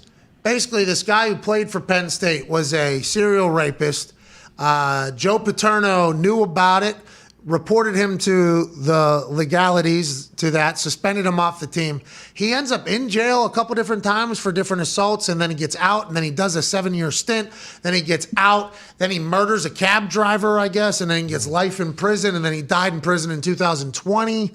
So I guess this is a story, you know, about like... So it's not a cover-up. They're not saying they covered it up. No, I don't think so. I think it was like, hey, this happened. Yeah. And like people need to know that this happened out there, you know? Man, that's tough. If you're a head coach, it's probably one thing you don't plan on having to worry about one of your players becoming a serial rapist. Yeah, that's crazy. Let's go to the phones here. Let's go to, man. They don't ask you that in your interview, do they? How about Joe Paterno, dude? Like that whole HBO doc, or not doc, sorry. Series, movie. Yeah. Was it a series or a movie? I think it was a movie. The movie that they did, Al Pacino, right? Yeah. Paul. they didn't do him any favors. Nebraska. No. Nebraska. They had to worry about Nebraska, you know. Alleged. Now, who wrote that? Who would have been in there? Because there's a couple Paternos still around, like the kids, right? Yeah. I think so. Yeah, Jay. They kind of got tied up in that whole thing, you know. I mean, what did they know? Nothing, probably. I mean, there was a lot. There was a lot that, it's crazy. You know, people in power. It's like, If walls could talk, always it feels like. And that just kind of exemplified that even more so. Let's go to the phones. 200 scroller, though. Thank you for reading that, brother. Thank you, Bruce. Do we know if he's a good reader? Bruce? Yeah, he went to a Jesuit. What do you mean good reader? You mean like can he read or like recall of what you read, right? Like we'd assume, like I'm just going to take what he said for gospel. Yeah, no, I would assume his reading comprehension's pretty decent. It's up there. Connecticut guy. Well, shout out, Bruce. Thanks for that. Good reader. Hey, Bruce. Way to do it, Bruce. We do appreciate old Bruce Brown here. None of us would have read that if Bruce didn't read that. No, and I feel like I did read it just based on the paragraph Bruce sent us. Bruce notes. Thank you, Bruce. All right, Bruce, we got a book club. Brucey notes. All right, Bruce, we got some books we got to catch up on. I need you to read Fingerprints of the Gods by Graham Hancock. All right, this is one from the book club. then condense it all out into one paragraph for you? Do you remember when Aaron acted like this was okay book to put on a book club? It's two Bibles. Do you remember that? He was like, this week, I know nobody's gonna really expect this one. He put a 7,000-page book in a weekly book club. You remember that? This thing's got to be really fucking important. Oh yeah. Oh yeah. I remember your reaction when he announced this book. Well, I mean, shades of aliens in there. There's pretty big. I mean, it feels like it's like 14-inch font. Do you think it's humanly possible to read that over the course of a week? I mean, depends on how committed you are. Yeah. Okay, to the fucking finger. Yeah, could you comprehend it instead, or not just try to get through it? Well, that's what we were talking about with Bruce, right? We were talking about like he did get through that, but how is his recite? Because that's how you judge Spark Notes, Cliff Notes, Bruce Notes will ultimately be judged by how accurate it is to the actual. There's some photos in here. Yeah. Okay, you're talking about the Sphinx. Yeah. Black and white, though. Ever right? heard of it? It's kind of plain. Anyways, this is next, Bruce. Thanks, man. We'd like to know what the fingerprints of the gods are. Let's go to the phones. I would never wish that upon anybody unless you wanted to do it. Yeah, no way. Unless you wanted to do it. You know what I mean? AJ? Thing is, we'll never know if Bruce is right or wrong because who's going to actually read the article? Oh, well, this, Aaron read this 3 times. Yeah, that's right. The article, not sure. I assume other people will have takes on it. Yeah. And we're like, well, Bruce, that goes completely against what you said. No, what's up with this, Bruce? Bruce is going to have to... You'll have to defend it. You know, it's State his case. Bruce, how come we didn't hear about that? Well, it was kind of a minor throwaway. Doesn't feel like it. Hey, Bruce, we do it. This is why none of us would do it, though. You did it. Hey, baby, Bruce. Thank you, Bruce. All right, let's go to Amanda in Evansville, It's not Indiana. even his name, but yeah. Well, that's, you literally called him that. You made it. You're the bully. I don't even know how that started, but Well, you when I get started emails, that's not his name. You said Bruce. He signs it Bruce, luckily, but the name is not Bruce in the It was a Roback. It might have been Roback. Yes. I forget what. It might have been Roback was trying to get some to you in your attic, and you said, "Yeah, Bruce was emailing me," and we said, "Bruce," and we all. That's how it happened. You did it. There's a B. That's right. There was a B in there. So yeah. Yeah, Bruce Brown. Got it. All right. Hello, Amanda in Evansville. What do you want to talk about? Hey, Pat, boys, how you doing? Keep moving, Amanda. All right. Hey, so since there's nothing to talk about right now, I just wanted to do a bit of a throwback to when TJ Watt was up at the Combine. What? Yeah, there was a commentator who was like, basically said, would TJ be up here if it weren't for his brother? Would he be getting this much attention if it weren't for his brother? And I just always assumed that since TJ is a Watt, that he was just a badass in college. Exactly. Like, so I don't know if this guy was a stooge, like if he just didn't have... Who was it, Amanda? Who was it? I don't remember his name. I actually watched it live. I wish I could remember his name. But obviously that's been quite a long time ago. But yeah, it's just like, come on, dude. Like, he's probably been a badass since like birth. Like, he doesn't need JJ to get him into the NFL. No. I don't know, just because kind of like, man, dude, come on. All right, you're right, Amanda. Thank you for calling in. I do believe having an older brother that's in the NFL is a massive benefit, though. getting to know like what it looks like from the inside, literally in the off season, and from a phone call away on what it's like to get there and make it to the top pretty quickly. I do think that is quite a benefit, and I do believe generational players are players that I would like to pick up on my team if I have the ability to do so, because if they've seen what it's like to be a professional athlete from their parents or from their older brother, I think that's a massive benefit early in the maturity factor of becoming a professional athlete, because there's no blueprint on that. But TJ's an absolute stud, always has been. The Steelers were pumped to fucking get him. Yeah, well, of course he deserved to be there when he's at the combine and all that. I guess if they're saying, would we be talking about him as much if his brother wasn't J.J. Watt? Probably not. But hey, it's great for the league to have these families that come in and their brothers and their dads and everybody plays. But it can only help. It's never going to be a hurtful thing if you have a brother or a relative that's in the league. Well, and also let's remember, she asked if they're just stooges. We're all stooges. That's right. Man, none of us have a clue who's going to do well I in the thought she was NFL. going to call somebody out, like call out a specific commentator. I was pretty pumped about it too. Wow, it was that asshole Todd McShay. Todd McShay doesn't deserve that, by the way. Todd McShay's been nothing but nice to me, but I just, we're laying out an example there. The whole thing about draft night, I think that's why our draft spectacular is so good. We nail every single draft pick on whether or not they're going to be good football players. Don't we? We know all about them. Yeah, you're right. We say, yep, hey, who knows? We have no clue if this guy's going to be good. We have zero. That's the best thing about the draft. Everybody gets so excited, gets so pumped up. Even in the first round, we have no fucking idea if any of these guys are going to be good at football or not in the NFL. Honestly, there's been so many examples of so many different positions, different situations, different teams are going to. There's been so many examples of guys not working out. It far outweighs the guys that do make it. So I think the expectations placed immediately upon all these players is wild. But also, I love the fact that there is a thought, a glimmer of hope for every single fan base that drafting a guy that was good in college could take you to the fucking Super Bowl next year. And that is why the draft spectacular is so spectacular, because it is outrageous from the beginning of the night, 9 hours until the end of the night. Yeah, I mean, like this year, I can't wait to see what the Packers do, because the rookie they take, like if it is a receiver, like that is a guy who is going to have to contribute and be good immediately and help them win a Super Bowl. And like that hasn't really been the case for them, and I mean, it could have been. But they decided to get a quarterback. Yeah, because there's guys available. But yeah, 2 first-round picks. I can't wait. And you also get a glimpse into the mindset of the teams. Where do they think they're weak at? What do they think they need to get fixed? Who are they thinking about replacing? All that stuff. There's a lot of good that comes from it, but ultimately, we know nothing about any of these players. Yeah, we don't know, especially the situation where they go. It depends a lot on how their career goes, but if you're a receiver in college right now, aren't you praying that the Green Bay Packers draft you? Please, God. Please, God. Give me Devontae's gone. Aaron's there. Aaron's 2-time MVP, back-to-back MVPs, I should say. Give me to the Poncha Karma guy. That's right. No. Give me the hippie football hucker, dude. Hell yeah. Yeah. Now. Hey. Does he really not throw all? He was sitting in a leather jacket down in Miami last week. He had to be the coolest looking dude of all time. Yeah, crushing it. Coolest looking dude of all time. Had to be. He says, he doesn't throw until what? When they come back for off-season stuff, maybe? So then immediately following his comeback is when we see the videos of him dropping it into the net. Yep. Hasn't touched a football since the last game. Let me see what Dust we this did. off a Yeah. little bit. Well, didn't he play in something? Wasn't there something he was competing against? Oh, yeah. He was in that quarterback summit flag football championship. So he threw there, obviously. Championship. That's right. And unfortunately, Ritter won the championship. That's not unfortunate. Hey, maybe there'll be a little chip on the shoulder for Aaron. Oh, you know what I mean? That's right. Lost Desmond Ritter, I bet. True. Desmond Ritter, he's a good gambler over there. He is. What if the Packers take him in the first round? Oh, Desmond Ritter? Yeah. Oh, shit. That'd be sick. He's not going to be happy. He will not be happy. Well, and he's planning on beating out a veteran. So True. Is that what he said? Yep. That's what he said. All right.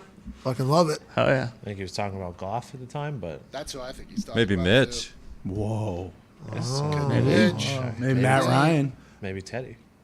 Oh, what Tua Two is the had his starting quarterback. foundation. Had his foundation party on the weekend. It was awesome. Sweet. McDaniel was awesome. Good By the way, guy. I thought McDaniel was gonna answer every single drum thing, because the first one he got a good. So Tua had a foundation. Tua's Tongan, I believe. I do not want to piss anybody off. They had a old school luau foundation, I believe. Yep. Event, and McDaniel was called to the stage. Tongan warrior.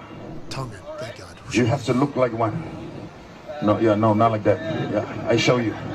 Watch me. Sound like one like this.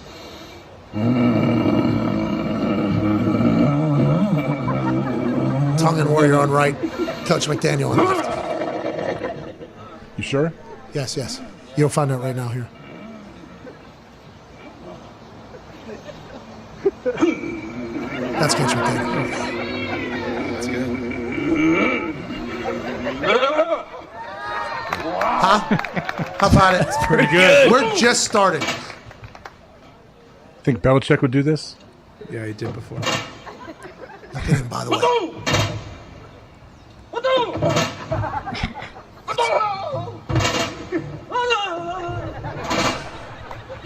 Nailed it. Don't look at me.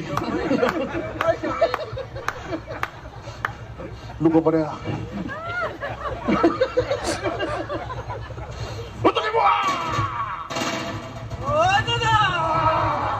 Look at this guy.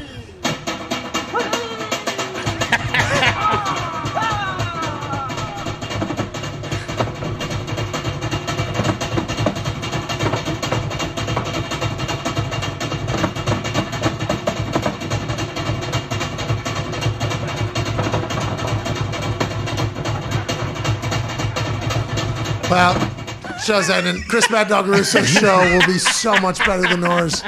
I am so sorry about. That's tough. That was tough. That was a lot longer. Yeah. That was a lot longer. That was good though. Anyways, that's the first time we have seen an organization back Tua. Okay, if that doesn't scream like, "Hey, you're my guy," I don't know what else does. That is obviously something that McDaniel committed to up there.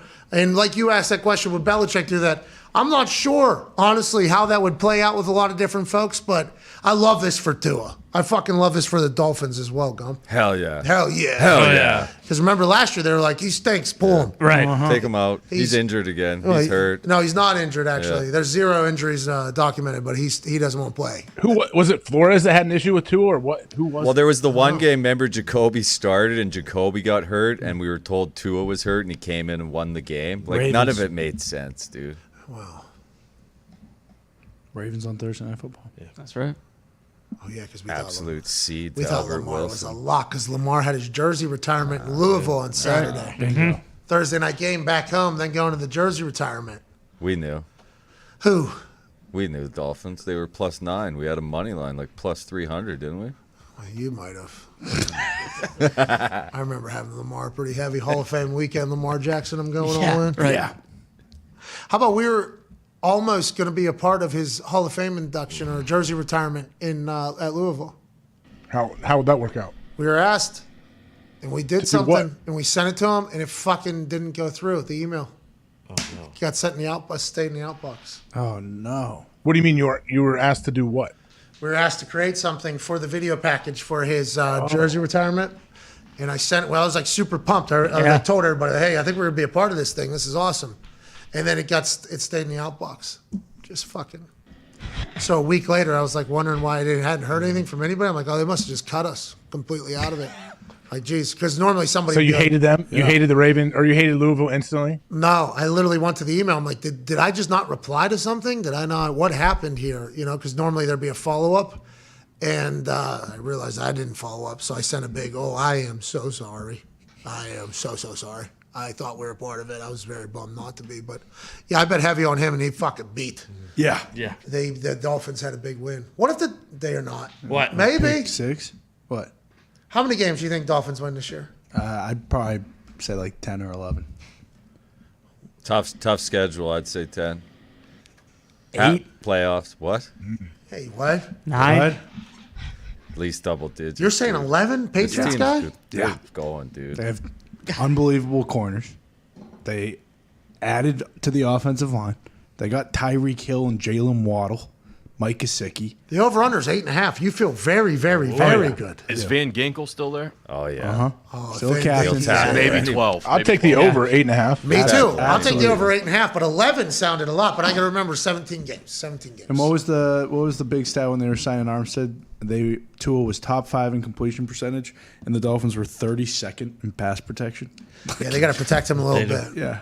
They just signed Thomas Morstead, too. Yeah. Absolute legend of a punter. Congrats, Thomas, on the gig. You deserve it, pal. He was unbelievable last year. I'm a big fan. That guy taught me how to punt footballs. That's very nice of him. Where did he punt last year? Falcons. Jets, too. Yeah, beginning of the year Jets, end of the year Falcons. I think he won Special Teams Player of the Week for both of them. I think. I don't know if he won it for the Jets. I know he won it for the Falcons. Very good. He's a jugs machine, the most boring punter of all time. He's just going to put it on literally on a dime. Bam, bang, bam, bam, bam, bam, every single time. It's unbelievable to watch. He's a robot. That'd be fun to be a wing on his punt team because he's probably going to put it right out of bounds for you, right? Not going to return too many. Well, I don't know how many are getting out of bounds. Okay, because listen, you out of bounds, you lose a lot of yardage. We can lengthen that field another 7-8 yards. If we just get a little bit of coverage down there. Just a little bit of effort. Ain't that right, AJ? Just a little bit of effort. Yeah. Oh, I was always trying very hard. But also, I would much rather the punter just punt it out of bounds. Just make this a lot easier for everybody. All right. Yeah.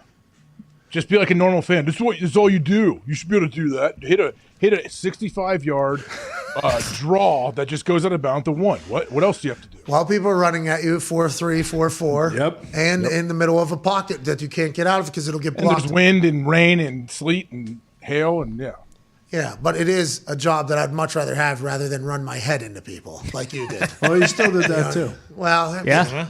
Only 24 times. ESPN has 25, though. I mean, if they want to keep juicing the number, if next year I get 26, I'm okay with that. Perfect. Bosher, kid for the Falcons for a long time out of Miami. He has a lot of tackles. He has a couple big-time shots on people. He was a beast. I enjoyed watching him. Who was that guy for the Steelers? Sepulveda? Was that his name? Daniel Sepulveda? I don't know. He was a headhunter. Remember, in college, he hit a bunch of people. Yeah. Because he also Jeff Reed was a headhunter. Weapon. Well, Jeff Reed beat the shit out of Paper Towel Spencer. That's right. Yeah, what happened? He's had a good time. Got booze up. What do you mean what happened? He's all good. It was just the paper wasn't coming out, so he had to just take it apart. Talking shit. I think we've all, tried to, back in the day whenever there was static on a television, you just kind of got to. That's right. Wake it up a little bit. So you smack it a little bit. I think it's just one of those. And then it got taken, out of context. No, Jeff Reed, good guy, good kicker. Right, had a good time. Good career. Yeah, got boozed up. All right, hammered down. He had a good time. Hammered down. 15, 20 minutes. What do you think? 3:15? Yeah, that's what we'll set it for, and then probably 3:20. Yeah. What? We got big winners. Gumpy's currently 20-3 in first 5 bets in the MLB. How about it? 20-3, dude. 20-3. Do you hear that? Yeah, what are the 3 you lost, Gump? Yeah.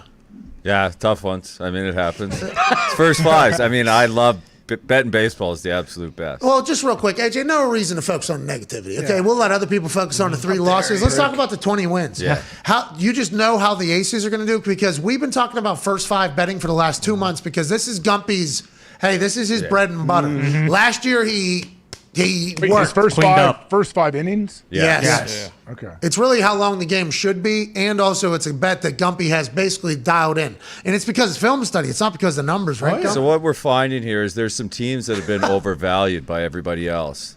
The Angels, for instance, the Twins, What? the Royals. You can What? get Cleveland +0.5, Astros +0.5, Mariners +0.5. What are we talking about? You're loving it. It's the best. 20-3. That's a hell of a run. Have you ever been on a run like this before? Ooh. Soccer for sure. Footy, yeah. Footy 9-3 on Saturday. Hey! 29-6, this fucking guy. Jeez. Tell you what, Goomp, you are like the Scotty Scheffler right now of the gambling world. Hey, the guy. What could go wrong? The gods have blessed you. This guy's a good gambler. Good gambler. The Hammer Down boys are all on the Bengals, and there's some good gamblers. Good gamblers over there. Hammer Down will start in about 17 minutes. We can't thank you enough for watching. Big shout out to all of our guests today. Ian Rappaport stopped by. Matt Barnes stopped by. And obviously, Colton Ost. That's right. Absolute stud on the coverage of the Masters. He's going to Hilton Head this week, which I certainly knew was existing. Oh, yeah. Going to be a good one. I didn't. RBC. Hootie does a tournament every year. Hootie? In the Blowfish? Yeah, the week after the Masters up there because it's by Myrtle. Is that the one with the lighthouse right there on the course? Yes. He said it's a quiet, good party is what Colton Oh, Ost yeah. described that as. Oh, maybe we stop by. Maybe that's the PGA event that I put on the simulator and play. Might as well. Every single day of my life. Because we have a little bit of a party, AJ. I think that'd be a good idea. Hey, I'm kind of bummed we didn't go to the Masters this year. All right. There'll be other. I don't think you're that bummed. Maybe next year. Yeah, maybe next year. All right, we'll see everybody tomorrow. Bye. You are the best. Bye.